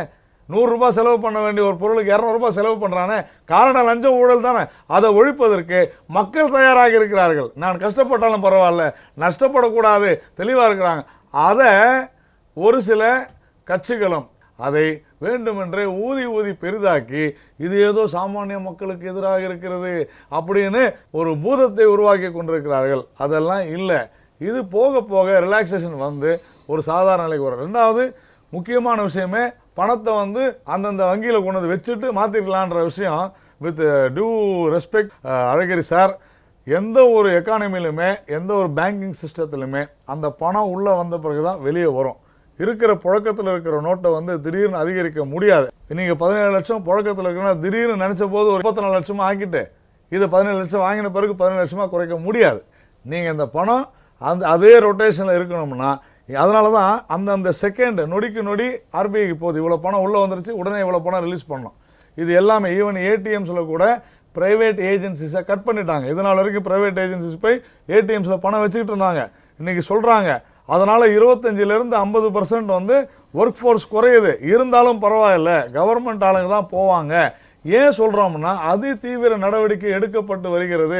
கொஞ்ச நாளைக்கு கஷ்டம் இருக்கலாம், ஆனால் இதுவரையும் ஏற்பட்ட நஷ்டம் இனிமேல் இருக்காது. அதனால் பார்க்குறவங்களுக்கு ஒரு அல்டர்னேட்டிவ் கொடுக்க முடிஞ்சா கொடுங்கன்னு ஏன் சொல்கிறோம்னா இதில் ப்ராப்ளம் இருக்குதா, ஒரு மாற்று விஷயம் சொல்லுங்கள். இது வரைக்கும் யாரும் சொல்லலை, நீங்கள் இதை செய்யறதுக்கு இதை செஞ்சிருக்கலாமேன்னு சொல்லலை.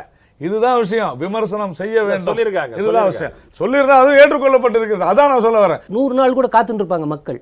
என்ன மாறுதல் வரும்னு பிரதமர் எதிர்பார்க்கிறார்? அரசாங்கத்தினுடைய 100% தோல்வி இது. இந்த தோல்வியை மறைப்பதற்கு அவர்கள் பல்வேறு காரணங்களையும் விளக்கங்களையும் சொல்லி வருகிறார்கள். நீங்கள் 50 நாள் கழிச்சு கூட இந்த 18 லட்சம் கோடி அவங்களுக்கு திரும்ப வந்துடுமா, ஜனங்களுக்கு அவங்களால கொடுக்க முடியுமாங்கிறது தான் கேள்வி. பணத்தை முன்கூட்டியே அடிக்க முடியாதுன்னு யார் சொன்ன? அது மாதிரி நாம் எவ்வளவு பணம் நம்ம கைக்கு வந்து சேரும்னு நம்ம நினைக்கிறோமோ, அரசாங்கம் நினைக்கிறதோ அந்த அளவுக்கு அதை ஸ்டாக் வச்சுக்க வேண்டியது தான். நீங்கள் ஆர்பிஐயில் பணம் இல்லை, எஸ்பிஐயில் பணம் இல்லை, நீங்கள் இவ்வளவு பணத்தை வித்ட்ரா பண்ண போகிறீங்கிறப்ப அந்த அளவுக்கு நீங்கள் பணத்தை அடித்து வச்சுருக்கணும். அதுதான் சிஸ்டம். அடிக்க முடியும், முடியாதுன்னெலாம் கிடையாது. அடுத்து லேண்ட் காஸ்ட் இதெல்லாம் அவங்க சொன்னாங்க, அதெல்லாம் தப்பு. அது லேண்ட் காஸ்ட் இன்க்ரீஸுங்கிறதுக்கு வந்து ஊழல், கருப்பு பணம் ஒரு காரணம் இல்லைன்னு சொல்ல முடியாது. ஆனால் அது பிரதான காரணம் அல்ல. இந்தியாவில் வந்து நிலத்தினுடைய விலை அதிகமானதற்கு காரணம் ஃபாரின் இன்வெஸ்ட்மெண்ட்டு தான். நீங்கள் வந்து ஃபாரின் இன்வெஸ்ட்மெண்ட்டு இண்டஸ்ட்ரியில் வந்து குமியும் பொழுது அவர்கள் அதிக விலை கொடுத்து வாங்குகிறார்கள். நான் வந்து 3000 ரூபாய்க்கு நிலம் வாங்கினேன் எங்கள் ஊரில். அதே நிலம் இன்றைக்கி 30 லட்சம் ரூபா. காரணம் என்னென்னா ஐஎல்எஃப்எஸ் வந்து அங்கே பவர் ஸ்டேஷன் போட்டோன்னே ஆரம்பத்தில் இருக்கிறவங்கலாம் 10 லட்சம்னா வாங்கிட்டான். நடுப்புற ஒருத்தன் 50 ஏக்கர் வச்சுட்டு கடைசி வரைக்கும் கொடுக்க மாட்டேன்னா இவன் சுற்றி வாங்கிக்கிட்டே வந்தான். அவன் கடைசியாக 30 லட்சம் கொடுத்தாதான் கொடுப்பான்னா வேறு வழி இல்லாமல் ஐஎல்எஃப்எஸ் கொடுத்து வாங்கினான். ஸோ ஃபாரின் இன்வெஸ்ட்மெண்ட் வரும்பொழுது, ஒரு இண்டஸ்ட்ரி வரும்பொழுது, வளர்ச்சி வரும்பொழுது நிலத்தினுடைய விலை ஏறத்தான் செய்யும், கூலி ஏறதான் செய்யும். எனக்கு தெரியும் 30 ரூபா கொடுத்து விவசாய வேலை செஞ்சுருக்குறோம், இன்றைக்கி 300 ரூபா. நீங்கள் வளர்ச்சி, அதெல்லாம் ஒரு வளர்ச்சி. அது வந்தது வந்து ஒரு வகையில் சரி. அதை வந்து நாம் வந்து எந்தெந்த வகைகள் அதில் ஒழுங்குபடுத்தணுங்கிறது தான். இப்போ வந்துங்க, இப்போ பிரச்சனை என்னவென்று சொன்னால் இதை ஒழுங்குபடுத்த வேண்டும். ஒழுங்குபடுத்துகிற முயற்சியில் மோடி இறங்கினார். ஆனால் சரியான வழிவகைகள் அவர் கையாளாத காரணத்தினால், அந்த அரசாங்கம் கையாளாத காரணத்தினால் டோட்டல் ஃபெயிலியர் ஆகிட்டாங்க. மை சொல்கிறாங்க அவ்வளோ பெரிய எலெக்ஷன் நடத்துகிறோம் இந்தியாவில், அமெரிக்காவிலேயே நடத்த முடியாத எலெக்ஷனை இந்தியாவில் நடத்துகிறோம், 100 கோடி மக்கள் ஓட்டு போடுறாங்க, மை திந்தா போயிட்டுது. அன்றைக்கி மை கிடைக்கலையா? என்னமோ மை கிடைக்கல, அதை மை முன்கூட்டி தயார் பண்ணி வச்சுருந்தா இன்னொருத்தனும் தயார் பண்ணுவானா, தயார் பண்ணி அவன் என்ன செய்ய போகிறான்? பேங்கில் அவன் ஒரு தனி பேங்க் வச்சு அவன் போட்டுக்கிட்டு இருக்க போகிறான்? அதெல்லாம் கிடையாது. நீங்கள் ஒரு பொய்யான விவாதத்திற்காக, பொய்யான ஆர்கியூமெண்ட்டுக்காக அதை சொல்கிறீங்க. அது கிடையாது. அவங்க அது மாதிரி திட்டமிடல, அரசாங்கம் திட்டமிடவே இல்லை. தேர்தலுக்கு மை தயாரிப்பது எத்தனை மாதத்துக்கு முன்னால் ஆரம்பிக்கிறாங்கன்னு கேட்டால் எல்லாருக்குமே தெரியும். ஒன்று, நான் ஏற்கனவே சொன்னேன், இந்த மையை ஏற்கனவே தயாரித்து வச்ச மையை கொடுத்தாலும் பிரச்சனை, அதே போல் ஏற்கனவே அனௌன்ஸ் பண்ணி செய்ய போகிறோன்னாலும் பிரச்சனை வரும். அதற்கும் போலிகளை தயாரிப்பாங்க. அதனால தான் செய்யலை. இது எல்லாமே நாம் ஒவ்வொரு விஷயமுமே மாநிலங்களவையிலும் சரி, மக்களவையிலும் சரி, பாராளுமன்றத்தில் எல்லா கட்சிகளும் விமர்சனம் தான் செய்கின்றன தவிர நீங்கள் இதற்கு இதை செய்யலாம் அப்படிங்கிறத சொல்லலை. மூணாவது, இந்த செஞ்சிருக்கிறோம் அமைதியா எதிர்க்கட்சிகளுடைய செயலை வந்து விமர்சிப்பாங்க, ஆளுங்கட்சி உங்களுடைய செயலை நீங்க நியாயப்படுத்தணும். உங்களால் நியாயப்படுத்த முடியாது. நீங்க வந்து எங்ககிட்ட ஆலோசனை சொல்லுங்கன்னா அதுக்கு நாங்க பவர்ல இருந்துட்டு போறோம், நீங்க ஏன் பவர்ல வந்தீங்க? இல்ல, இப்ப உங்கள்கிட்ட ஒண்ணு கேக்குறேன். கேளுங்க. எதிர்க்கட்சிகளுடைய கடமை கேட்பது, பதில் சொல்ல வேண்டியது ஆளுங்கட்சி. ஆனால் காங்கிரஸ் தொடர்ந்து 2 கூட்டத்தொடராக பார்த்தால் நீங்கள் நாடாளுமன்றத்தை முடக்கிற வேலையில தான் இருக்கிறீங்களே தவிர உங்கள் ஆக்கப்பூர்வமான, இப்ப நாங்கள்லாம் எதிர்பார்த்துக்கிட்டு இருக்கோம் பார்லிமெண்ட்ல காங்கிரஸ் வந்து ஏதோ வேல்யூபிள் சஜஷன் வைப்போம். இப்போ இந்த விவாதத்தில் நீங்கள் இவ்வளோ விஷயங்கள் சொல்கிறீங்க, உங்களுடைய நாடாளுமன்ற உறுப்பினர்களோ முன்னாள் அமைச்சர்களோ இந்த மாதிரி செஞ்சுருக்கணும் நீங்கன்னு ஆளுங்கட்சிக்கு ஏதாவது நல்ல கருத்துக்களை சொல்வார்கள் என்று எதிர்பார்த்தால் நீங்கள் அட்ஜர்ன்மெண்ட் மோஷன்லேயே நிற்கிறீங்களே தவிர பார்லிமெண்ட் ஆர்டிகல் 183 படி டிஸ்கஷன் நடத்துவதை நீங்கள் அனுமதிக்க மறுக்கிறீர்களே, இது எந்த வகையில் ஜனநாயகத்துக்கு சரியானது? எங்களை அவர்கள் வந்து பேச அனுமதிப்பதில்லை என்பதுதான் அதில் முக்கியம். நீங்கள் வந்துங்க பாராளுமன்றத்தில் இப்போன்னு இல்லை, எப்பொழுதுமே வந்து நீங்கள் வெயிட்டான சப்ஜெக்டை கையில் எடுத்தீங்கன்னா ஆளுங்கட்சி சத்தம் போட்டுருவாங்க. மாநிலங்களவையில் ஆளுங்கட்சிக்கு வந்து அங்கே பவர் அதிகம். மாநிலங்களவையில் வந்து நான் பேசுகிறோமே நிறைய டிஸ்கஷன் நடக்காமலாம் இல்லையே. இல்லையே, நடக்கலையே. மக்களவை தான் அதிகம் நடந்திருக்கு உண்மையிலேயே. As per document, as per record, இந்த இது மக்களவையில் தான் அதிக நேரம் விவாதம் நடந்திருக்கு. இவர் சொல்கிறபடி மாநிலங்களவை நடக்கலை. ஒன்று. ரெண்டாவது, ராவல்பிண்டியை சார்ந்த லாலா அப்படிங்கிற ஒரு ஆள் ஃபைசாபாத் பஸ் ஸ்டாண்டு பக்கத்தில் இந்த கள்ள நோட்டுகளை விநியோகம் செய்து கொண்டிருந்த மிகப்பெரிய பாகிஸ்தானிய கும்பலுடைய அவர்களுடைய பேச்சுவார்த்தைகளை ரகசியமாக ஒட்டு கேட்டதன் மூலமாக நம்மளுடைய இன்டெலிஜென்ஸ் ஏஜென்சிஸ் கேட்டதில் கடந்த 1 வார காலமாக கம்ப்ளீட்டாக அந்த இடத்துல அந்த ஆக்ஷன், இந்த கள்ள நோட்டுகளை புழக்கத்தை விநியோகிக்கக்கூடியவர்களை வந்து தடுத்து நிறுத்தி இருக்கிறார்கள். அவர்களுக்குள்ள மிகப்பெரிய பிரச்சனை ஏற்பட்டு கொண்டிருக்கிறது ஒரு செய்தி வந்திருக்குது. ஏன் சொல்ல வரேன்னா, we have identified யார் மூலமாக நடக்குது, எல்லா விஷயங்களும் தெரிஞ்சுக்கிட்டு தான் வரும். இது இந்த ஆக்ஷன் எடுத்ததன் மூலமாகத்தான் இதை தடுக்க முடிகிறது. மால்டா மாவட்டத்தில் அங்கே இருக்கிற பிஎஸ்எஃப்னுடைய இது வந்து பத்திரிகையில் வந்து செய்தி தான் நான் சொல்கிறேன். பிஎஸ்எஃப் பார்டர் செக்யூரிட்டி போர்ஸ் சொல்கிறாங்க, நீண்ட நெடுநாட்களுக்கு பிறகு இந்த கள்ள நோட்டு புழக்கத்தில் தான் எங்களுடைய கான்சன்ட்ரேஷன் இவ்வளோ நாளாக இருந்துச்சு, இப்போ ஃப்ரீயாக இருக்கிறோம், கள்ள நோட்டு கும்பல் வரமாட்டேங்குது, தெளிவாக சொல்லியிருக்கிறாங்க. இந்த மாதிரி பல விஷயங்கள். காஷ்மீரில் பாருங்கள், 70 நாளாக இருந்த பிரச்சனை இவ்வளோ நாள் கிடையாது. இன்றைக்கி மாவோயிஸ்ட் ப்ராப்ளம் இவ்வளோ இந்த 8 நாளாக இல்லை. காரணம் என்னன்னா, அந்த புழக்கம் அப்படிங்கிறத நிறுத்தப்பட்டிருக்கு. அப்போ இதிலிருந்து என்ன தெரிஞ்சுக்கிறோம்னா, இந்த பணப்புழக்கம் குறைந்தால், கள்ள நோட்டு புழக்கம் கட்டுப்படுத்தப்பட்டால் இவர்களுடைய தீவிரவாத பயங்கரவாத நடவடிக்கைகள் கட்டுப்படும் ஆன் ரெக்கார்டு. இது வந்து பத்திரிகைகளோட செய்தியின் அடிப்படையில் தான் நான் சொல்கிறேன். நானாக வந்து புதுசாக ரெக்கார்டு கிரியேட் பண்ணல. நான் என்ன சொல்ல வரேன்னா, இப்படி தொடர்ந்து ஒரு it is a series of Jan Dhan 1.5 வருஷத்துக்கு முன்னாலேருந்து சொல்லிக்கிட்டு இருக்கிறோம். அரசாங்கம் சொல்லுது அக்கௌண்ட் ஓப்பன் பண்ணுங்கன்னு, ஆதார் மொபைல் லிங்க் பண்ணுறோம், எல்லாமே லிங்க் பண்ணுறோம். நேரடி மானியம், நேரடியாக மக்களுடைய கேஸ் மானியத்தை கொண்டு போய் கொடுத்துருக்குறோம். இதெல்லாம் செஞ்சுருக்கிறோம். இல்லைன்னு மறுக்க முடியுமா?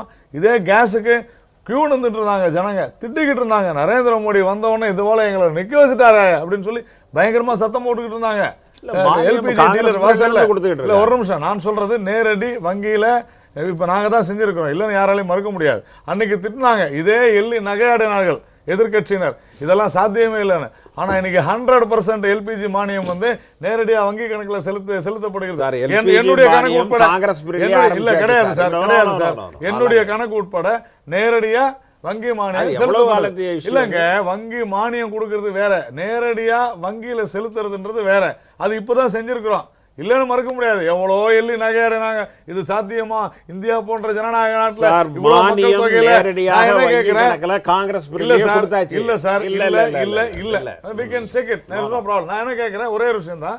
அப்போ இந்த மாதிரி சாத்தியமான்னு கேட்டவங்க இன்னைக்கு அதெல்லாம் சாத்தியமான காரணத்தினால எங்கே இதையும் இந்த அரசாங்கம் சாத்தியப்படுத்தி கருப்பு பணத்தை கட்டுப்படுத்தி பணவீக்கத்தை கட்டுப்படுத்தி அதன் மூலமாக விலைவாசியை குறைத்து சாமானியனுக்கு ஒரு அருமையான இந்தியாவை படைத்து விடுமோ என்கின்ற பயத்தின் அடிப்படையில் சார், இது அரசியல் பிரச்சாரம், அவ்வளவுதான். பிரச்சனைக்கான விளக்கம் கிடையாது. அதுக்கு இது என்ன வந்து ஒரு அரசியல் பிரச்சாரம். அது பிஜேபி காங்கிரஸ் பிரச்சாரத்தை ஜெயா டிவில செய்யலாம்னா நான் அதுக்கு இன்னும் என்ன பிரமாதமா காங்கிரஸ் செய்யலாம். செய்யறதா நான் சொல்லிட்டு இருக்கேன். நான் என்ன சொல்ல வரேன், பிரச்சனைக்கு என்ன நீங்க செஞ்சிருக்கிற குழப்பத்துக்கு என்ன தீர்வு குழப்பமா நீங்க தான் பண்ணிட்டு இருக்கீங்க, நாங்க ஒண்ணும் ஏன்னா செய்யல. ஏடிஎம்ல ஜனங்க போய் அம்மா பேர் இல்ல, அது அப்படிதான் இருக்கணும் சார். கம்யூனிஸ்ட்காரவங்களா இல்ல ஏடிஎம்ல ஜனங்க queueல இருப்பாங்கன்னு தெரிஞ்சுதானே செய்யறோம், தெரியாத செய்யலையே. நாங்க என்ன ஏடிஎம்ல கூட்டமே இல்ல உங்களால ஏடிஎம்ல கூட்டம் இல்ல நான் சொல்றேன், இருக்குது. ஏன் நீங்க 4000 ரூபான்னு சொல்லி இன்னைக்கு 2000 ரூபான்னு ஆக்கிருக்கீங்க? நீங்க அது மாற்று ஏற்பாடு மாற்று வழி சொல்லுங்க பாப்போம். உங்களுக்கு தெரியல, நீங்க பணம் அடிக்கல சொல்றது. நீங்க எதை சொல்ல வந்தீங்க சொல்லுங்க. இப்ப சொன்னீங்க சிங்கம் புலி அந்த கதையெல்லாம் போய் சிட்டுக்குருவின்ற கதையில சிட்டுக்குருவிக்காக பேச வேண்டிய விஷயம். பொருளாதாரத்தில் பொறுத்த வரைக்கும் வருமானம் என்ன அப்படிங்கிறதும் அதிகப்படியான கூடுதலான வரி விதிப்புங்கிறது ஒரு பக்கம் இருந்தாலும் சரி. இப்போ சொன்னாங்க ஆதார் கார்டு என்னென்ன கார்டெல்லாம் இருக்கிறதோ இணைக்கிறோன்றாங்க. சிபில்னு ஒன்று இருக்குது, 2000 உருவாக்கப்பட்டது, அரசாங்கத்தினுடைய நிறுவனம் கிடையாது அது. அப்படிப்பட்ட விஷயத்தில் யார் எவ்வளோ லோன் வாங்குறாங்க, எவ்வளோ பணம் கட்டுறாங்க அப்படிங்கிற விஷயங்கள் எல்லாத்தையுமே வச்சுட்டு இருக்கிறாங்க. 10 வருஷத்துக்கு முன்னாடி ஒரு 1500 ரூபாய் பணம் வந்து ஒரு கிரெடிட் கார்டில் வந்து ரைட் ஆஃப் பண்ணி கட்டுறாங்க. அதை அப்படியே காமிச்சிட்டு இருக்காங்க. லிமிடேஷன் ஆக்ட் 3 வருஷம் தான் சொல்லுது. இதன் காரணமாக உரிய வகையில் ஒருத்தன் இன்கம் டேக்ஸ் இருந்தாலும் சரி, அவனுக்கு வருமானம் இருந்தாலும் அவனுக்கு லோன் கொடுக்க முடியல, பேங்க்னால கொடுக்க முடியாது, ஃபைனான்சியல் இன்ஸ்டிடியூஷனால கொடுக்க முடியல. ஏன்னா சிபில் ரிப்போர்ட் இருந்தால் தான், சிபில் ஸ்கோர் 750க்கு மேலே இருந்தால் மட்டும்தான் அவங்க லோன் கொடுக்குறாங்க. ஆக இந்த பணத்தெல்லாம் நீங்க அடிக்கிறதுக்கு முன்னாடி இந்த சிபில் மாதிரி இருக்க பிரச்சனைகள்லாம் சால்வ் பண்ணிட்டு சட்டத்துக்கு உட்பட்டு லிமிடேஷன் 3 வருஷம் சொன்னதுக்கு அப்புறம் நீங்க 7 வருஷம் 8 வருஷம் பழைய கணக்கு 1500 ரூபாய் அப்ப இருந்தது இப்போ 1.5 லட்சம் ரூபாய் கிளைம் பண்றாங்க. அதெல்லாம் நீங்க சரி பண்ணிருக்கணுமே. அதனால டைரக்டா பாதிக்கப்படுறதுங்கிறது ஒரு சாமானியன் தான். இப்போ 5 லட்சம் ரூபாய் சொத்து வச்சிருக்கீங்களே இருக்கட்டும், உங்க இலக்கு 5 லட்சம் ரூபாய் சொத்து வச்சிருக்கவரா இல்லைன்னா கோடியா லஞ்சம் ஊழல்னு தெளிச்சு அந்த பணத்தை பதுக்கி வச்சிருக்கவங்களா? சொத்து வைக்க தான் செய்வாங்க. நான் மாதிரி சொல்லவே இல்ல நீங்க நான் அப்படி தவறா சொல்ல. ஆனா சரி, இதுவும் சரி. நீங்க இப்ப 2000 ரூபாய் அடிச்சீங்கல்ல, என்ன நோக்கத்துக்கு தான் அடிச்சீங்க? இன்னொன்னு சொல்லப்படுகிறது, 2000 ரூபாய் அடிச்சது காரணம் என்னன்னா ஒருவேளை திசை திருப்பதற்காக மக்கள் பணத்தை நீங்க கோடியா செலவு பண்ணுவீங்களா? அதனால என்ன பயன் இருக்கு? என்ன பண்ணுவீங்க? திரும்ப இந்த 2000 நாங்க எடுத்துக்கொள்ளப்படுகிறது சொன்னது கரெக்ட் தான். ஏழை மக்கள் எளிய மக்கள் 500 ரூபாய் 1000 ரூபாயை வந்து செல்லாதுன்னு அறிவிக்கணும்னு வேண்டுகோள் வைத்ததாக பிரதமர் சொல்லியிருக்காரு. 2000 ரூபாய் கொண்டு வரணும்னு எந்த பணக்கார ஏழை சொன்னாங்க உங்ககிட்ட கொண்டு வர சொல்லி?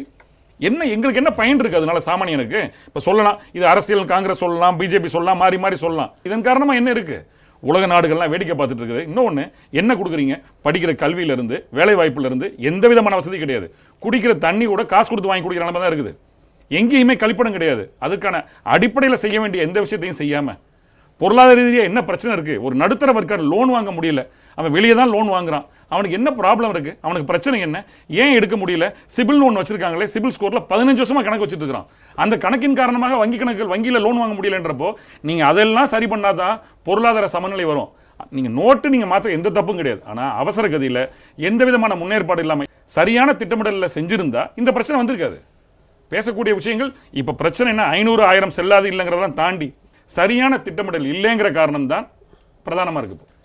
சரியான திட்டமிடல் இல்லாமல் பிரதம மந்திரி அவசரப்பட்டதுக்கு காரணம் என்னன்னாங்க, அதில் ஒரு அரசியல் காரணம் இருக்கிறது. அதாவது 1000 500 ரூபா நோட்டு செல்லாதுன்னு சொன்னால் அது ஒரு பெரிய ஜனங்க மத்தியில் ஒரு பெரிய மாற்றத்தை ஏற்படுத்தும் அப்படின்னு அவருக்கு வந்து தவறாக சொல்லப்பட்டு விட்டது. அதாவது வங்கிகளை தேசியமயமாகணும்னு இந்திரா காந்திக்கு ஒரு பெரிய பாப்புலாரிட்டி கிடைச்சிது. ஸோ அதை மாதிரி ஒரு பாப்புலாரிட்டி தனக்கு கிடைச்சிரும்னு நினச்சி தான் அவர் செஞ்சார். அது மிஸ்ஃபயர் ஆகிட்டுது. அதுதான் அதுக்கு பிரதான காரணம். இதை சரியாக திட்டமிட்டு பிரதமர் செய்ததற்கு காரணம் என்னன்னா, இந்த நாட்டில் கருப்பு பணத்தையும் கள்ளப்பணத்தையும் வைத்திருக்கிற ஒரு சிலர் அதிகாரம் படைத்தவர்களாக இருக்கிறார்கள். அவர்கள் எந்த எல்லையிலும் கூட இந்த நாட்டினுடைய மூலை முடுக்குகளெல்லாம் ஊடுருவி இருக்கிறார்கள் என்றுதான் மிக ரகசியமாக திட்டமிட்டு இந்த நடவடிக்கையை எடுத்திருக்கிறார் என்பதைத்தான் நான் சொல்கிறேன். வரக்கூடிய அடுத்த ஒரு 20-30 நாட்களில் தொடர்ந்து படிப்படியாக இந்த பிரச்சனைகள் அனைத்துமே குறைந்து கொண்டிருக்கும். உதாரணத்திற்கு இந்த 2000 ரூபாய் நோட்டில் சாயம் போகுது அப்படின்னு ஒரு பிரச்சனையை கிளப்பினாங்க. அதை சக்தி ஸ்கந்ததாஸ் பேசும்போது சொன்னார், சாயம் போகும்னார். இதுதான் இஷ்யூவே, சாயம் போகும், அப்படி தான் டிசைன் பண்ணிருக்கிறோம்னார். இது எல்லாத்துக்குமே அரசாங்கம் மிக ரகசியமாக சில விஷயங்களை பாதுகாப்பு முன்னிட்டு செய்து கொண்டு வருகிறது.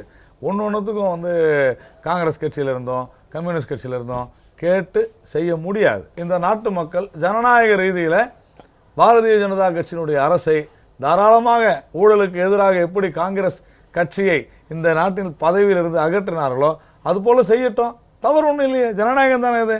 சிபிலை பொறுத்தவரையிலும் முதல்ல 2000 வந்த பொழுது ஒவ்வொரு கஸ்டமருக்கும் சிபில் வந்து கொடுக்கணும். என்னன்னு, இந்த மாதிரி இந்த வங்கி உங்களுடைய கணக்கு குறித்து தகவல் கொடுத்துருக்கிறது, நோட்டீஸ் கொடுக்கணும் 60 நாள்.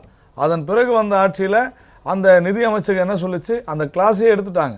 மறக்க முடியுமா ஐயாவால்? நான் தொடர்ந்து பல மேடைகள்லையும் பேசிக்கிட்டு இருக்கிறேன், பல கட்டுரைகள் எழுதியிருக்கேன் சிபில் பற்றி. அதில் வந்து அவருடைய கருத்து தான் எனக்கு மாற்று கருத்து இல்லை அவர் விஷயத்தில்.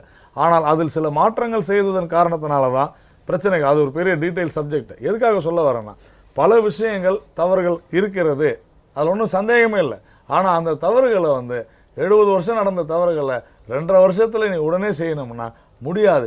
செய்யலைன்னா ஏன் செய்யலை கருப்பு பணத்தை கண்டுபிடிக்கிறேன்னு சொன்னீங்களே, இன்னும் நீங்கள் என்ன செஞ்சீங்கன்னு தூங்காத டெய்லி எல்லா விவாதங்களையும் கேட்டுக்கொண்டிருந்த எதிர்கட்சியினர் இன்னைக்கு உண்மையிலேயே அவங்கள தூங்க விடாத செஞ்சது இந்த கருப்பு பண மீட்பு நடவடிக்கை தான். ஒரு 30 நாள் நம்ம அமைதியாக இருந்தால் சரியா போயிடும். இப்போது HSBC ஸ்விஸ் பேங்க் ஒரு பட்டியல் இருக்குது.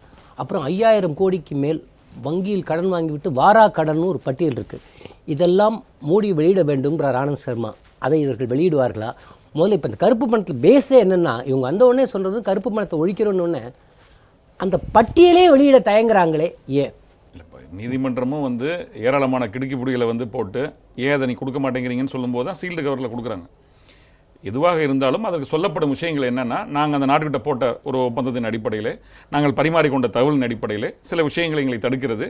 ஏன்னா சட்ட ரீதியாக, ஏன்னா ஒரு நாடு அப்படிங்கிறப்போ ஒரு நாட்டுக்கு இன்னொரு நாட்டுக்கு இருக்கக்கூடிய ஒப்பந்தங்கள் ட்ரீட்டிஸ் அடிப்படையில் தான் வந்து எந்த ஒரு ஆவணமும் பெற முடியும், எடுத்துக்கொள்ள முடியும், கைதிகளை வந்து பரிமாற்றம் செய்து கொள்ள முடியும், தகவலை பரிமாற்றம் பண்ணுற மாதிரி. அப்போ அவங்க எழுதி கொடுத்துருக்காங்க. கேஸ் எஃப்ஐஆர் ஆகி அது வந்த பிறகு நாங்கள் வந்து கொடுக்குறோம், வெளிப்படையாக சொல்கிறோம் அப்படின்றத சொல்கிறாங்க. இருந்தாலும் அது மாதிரியான விஷயங்கள்லாம் நடைமுறையில் இருக்கும் பொழுது அதில் இல்லாத விஷயத்தை பொறுத்த வரைக்கும் இப்போ பாதிக்கப்படுறது ஏழை பொதுஜனம். இப்போ சொன்னாங்க நோட்டில் வந்து சாயம் போகுதுங்கிறத அதை பற்றி சொல்லிடுறேன். என்னென்னா, RBI வந்து தெளிவாக வந்து ஒரு அரை பக்கத்துக்கு விளம்பரம் கொடுக்குது. அதில் வந்து ஒரு 15-16 குறியீடுகள் வருது பார்வையற்றவர் எல்லாருக்குமே. இப்போ நீங்கள் சொன்னால் சாயம் போகிறது அதில் குறிப்பிடலையே, போட்டிருக்கணுமே, நீ வேணால் தொடச்சி பாருங்க சாயம் போகணுன்னு. அப்போ ரிசர்வ் பேங்க்கு தெரியாதா? புது நோட்டு வரும்பொழுது எங்கே மேடாக இருக்கிறது, எங்கே குறியீடு இருக்கிறது, எது ஒளி உடுவக்கூடிய தன்மை என்ன, எங்கே பார்க்கலாம், எல்லாமே சொல்லப்படும் இடத்துல அந்த சாயம் போகிறத பற்றி சொல்லவே இல்லை. இதெல்லாம் சொல்லும்போது தான் அது அவசியம் இல்லை சார். இல்லை அப்போ அப்படி சொல்லும்போது அவசியம் இல்லைன்னா அப்போ எதுக்கு நீ விளம்பரம் கொடுத்தீங்க? தெரிஞ்சுக்கிறதுக்கு தானே. எல்லாத்துக்கும் விளக்கம் அளிச்சுட்டு வர்றதுங்கிறத விட வெளிப்படைத்தன்மைங்கிறது முதல்ல தேவை. இப்போ இவ்வளவுக்கு நடந்ததுக்கு பின்னாடி தெளிவான ஒரு அறிக்கை கொடுத்துருந்து இதெல்லாம் இருக்குது, நாங்கள் இவ்வளோ செஞ்சுருக்கோம், இவ்வளோ பண்ணுறோம், 50 நாளில் பண்ண முடியலைன்னா அப்படின்றாங்க. 50 நாளில் பண்ண முடியலைன்னா இன்னும் அவர் வந்து அவருடைய உள்ள உறுதி தான் பாராட்டணும். உங்களை பொறுத்த வரைக்கும் நீங்கள் செய்யக்கூடிய திட்டங்கள் சொன்னாங்க படிப்படியாக குறையும், குறைஞ்சிட்டா பிரச்சனை இல்லை, குறையலை 50 நாள் கழிச்சு தீரலை அப்படிங்கிறப்போ நீங்கள் சொன்ன அடிப்படையில் என்னென்ன பட்டியல் பெரிய பெரிய ஆளுங்கள்லாம் இருக்கிறாங்க, வராக்கடனில் இருக்கிறாங்க, அவங்க மேலே எடுக்கப்பட்ட நடவடிக்கைகள் துரிதமாக இருந்து அதற்கு பிறகு மக்களுக்கு வந்து அறியாமை, இந்த இன்கம் டேக்ஸ்னால் என்னங்கிறதும் இந்த 30% ஸ்லாப் 40% ஸ்லாப்புங்கிறது பயமுறுத்தக்கூடியதாக இருக்குது. அதை நீங்கள் வந்து எளிதான வகையில் வரி விதிப்பு பண்ணியிருந்தாலே இதை பொறுத்த வரைக்கும் நடுத்தர வர்க்கமும் சரி ஏழைகளும் சரி அவங்க அதில் பயனுள்ளதாக இருந்திருப்பாங்க. அந்த பட்டியலே வெளியிட தயங்குறாங்களே ஏன்? இல்லை, வழக்கறிஞர் சொன்ன மாதிரி ஃபாரின்லேருந்து நாம் வந்து அந்த பேங்க்லேருந்து அந்த பட்டியல் வாங்கும் பொழுது அதில் ஒரு அக்ரிமெண்ட் வருது. சில வங்கிகள் என்ன சொல்கிறாங்கன்னா, வெளியிடக்கூடாது, உங்களுடைய கவனத்திற்கு மட்டும், உங்களுடைய சுற்றுக்கு மட்டும்தான் இதை நீங்கள் வெளியிடக்கூடாது அப்படின்னு சொல்லி சில வங்கிகள் சுவிஸ்லேயே சொல்லிருக்கிறாங்க. எனவே அது வந்து பிரைம் மினிஸ்டருக்கும் ஃபினான்ஸ் மினிஸ்டருக்கும் அவங்க லெவலில் தான் அது தெரியும். இல்ல அந்த மாதிரி பணங்கள் அந்த கருப்பு பணத்தை வெளிக்கொண்ட முயற்சியிலே அது வெளியில வந்தாதானே இது இந்த இவங்களுடைய நோக்கம் பூர்த்தியாகும். அது வராமல் எப்படி பூர்த்தியாகும்னு நினைக்கிறீங்க? நிச்சயமா பூர்த்தியாகாது. இல்லை, இப்போ இதில் இந்த அரசு வந்தவுடன் மறுநாளே முதல் கையெழுத்தே இந்த கருப்பு பணத்தை அமைக்க ஒரு சிறப்பு புலனாய்வு குழு தான். அதை உச்சநீதிமன்ற நீதிபதிகள் தலைமையில் தான் இந்த அரசு நியமித்திருக்கிறது. உச்சநீதிமன்றத்தினுடைய வழிகாட்டுதலில் பேரில் அந்த குழு என்ன சொல்கிறதோ அந்த குழு உச்சநீதிமன்றத்தில் கூட ஒரு அறிக்கையை தாக்கல் செய்தது. வெளிநாட்டில் மட்டும் இல்லை, உள்நாட்டிலே கருப்பு பணம் அதிகமாக இருக்குது அப்படின்னு சொல்லி தாக்கல் செய்ததன் அடிப்படையில் அந்த குழுவிற்கு கூட இந்த நடவடிக்கைகளில் உறுதியாக பங்கு இருக்கிறது என்பதில் நான் இங்கே பதிவு செய்ய விரும்புகிறேன். ஏனென்று சொன்னால் இந்த கருப்பு பண மீட்பு நடவடிக்கைகளில் அந்த குழுவினுடைய பரிந்துரைகள் தான் அதிக அளவில் ஏற்கப்பட்டு அதனுடைய நடவடிக்கைகளை இந்த அரசாங்கம் எடுத்துக்கொண்டு வருகிறது. அதனால் இது உச்சநீதிமன்றத்துக்கு தெரியாது, இதெல்லாம் இல்லை. எல்லாவற்றையும் வெளிப்படையாக ஆபரேஷன் முடிந்த பிறகு ஆபரேஷன் டன், பேஷண்ட் சக்சஸ் என்று தெளிவாக நம்முடைய பாரத பிரதமர் நரேந்திர தாமோதர தாஸ் மோடி அவர்கள் தெளிவாக சொல்லுவார். அது வரைக்கும் நாம் பொறுத்திருப்போம். அந்த குழு வந்து 1000 ரூபாய் 500 ரூபா நோட்டை செல்லாத ஆக்கணும்னு சொல்லி அவங்க ரெக்கமெண்ட் பண்ணல, இருக்கலாம்னு சொல்லி அந்த குழு சொல்லாத ஒன்றே இவங்க செஞ்சுருக்கிறாங்க. இந்த ஒன்றை தான் செஞ்சுருக்கிறாங்க. குழு 13 14 பட்டியலோ கொடுத்தாங்க, அதில் வந்து இந்த பாயிண்ட்டு கிடையாது, இவங்க செஞ்சுட்டாங்க ஒன்று. ரெண்டாவது, இதில் இன்னும் கூட நிறைய கருத்து வேறுபாடுகள் இருக்குது. போன யூபிஏ கவர்மெண்ட்லேயே இதை பற்றி ஒரு டிஸ்கஷன் வந்தது. அப்புறம் வந்து ஆர்பிஐ அதை ஒத்துக்கலை. இன்றைக்கி ஆர்பிஐ பழைய கவர்னர் கூட சொல்லிருக்கார், சக்கரவர்த்தி சொல்லிருக்கார், இதனால் பெரிய ரிசல்ட் கிடைக்காது, ஒரு குழப்பம்தான் நீடிக்கும், பணம் வந்து பரவலாக கீழ்நிலையில் ஜனங்க மத்தியில் இருக்குது, அவ்வளோயும் ட்ரான்ஸ்ஃபர் பண்ண முடியாது அப்படின்னு சொல்லி அன்றைக்கி இருந்த ஆர்பிஐ இண்டிபெண்ட்டாக இருந்தாங்க. ஸோ அவங்க ரிஜெக்ட் பண்ணிட்டாங்க. அது இவர் கூட ரகுராம் ராஜன் கூட இதுக்கு வந்து பெரிய அளவில் ஒத்துக்கலை. இதனால் பெருசாக வந்துடும் இது. அதாவது இதில் நான் வந்து டோட்டலாக நில்னு நான் சொல்ல, அதனால் அப்படியே ரஷ்ய புரட்சி மாதிரி மாற்றம் வந்துடும்னு சொல்ல முடியாது. அதுக்கு போய் இம்மா கஷ்டப்பட வேண்டாம், அதற்கு பதிலாக மற்றதை செய்யலாம் அப்படிங்கிறது தான் அவர்களுடைய கருத்தும். அதாவது இப்பொழுது நாம் இந்திய மக்களை பொறுத்தவரை பொறுமைக்கு இந்திய மக்களைத்தான் உதாரணமாக சொல்லணும். எல்லாவற்றையும் சகித்து கொள்ளுகிற பழக்கம்.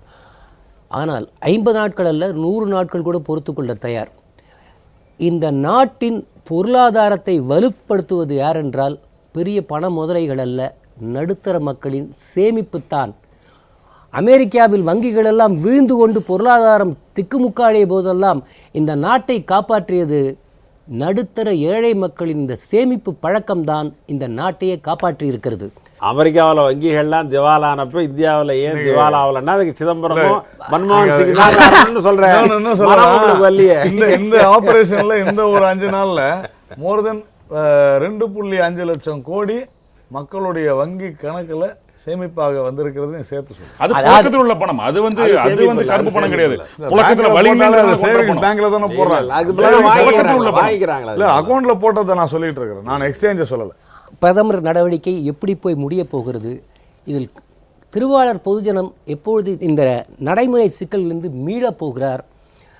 2.5 லட்சம் ரூபாய் தான் ஒரு திருமணத்திற்கு எடுக்கலாம் என்றால் எந்த கல்யாண மண்டபம் 2.5 லட்சம் ரூபாய்க்கு குறைவான வாடகையில் கிடைக்கிறது என்ற அறிவிப்பையும் மத்திய அரசு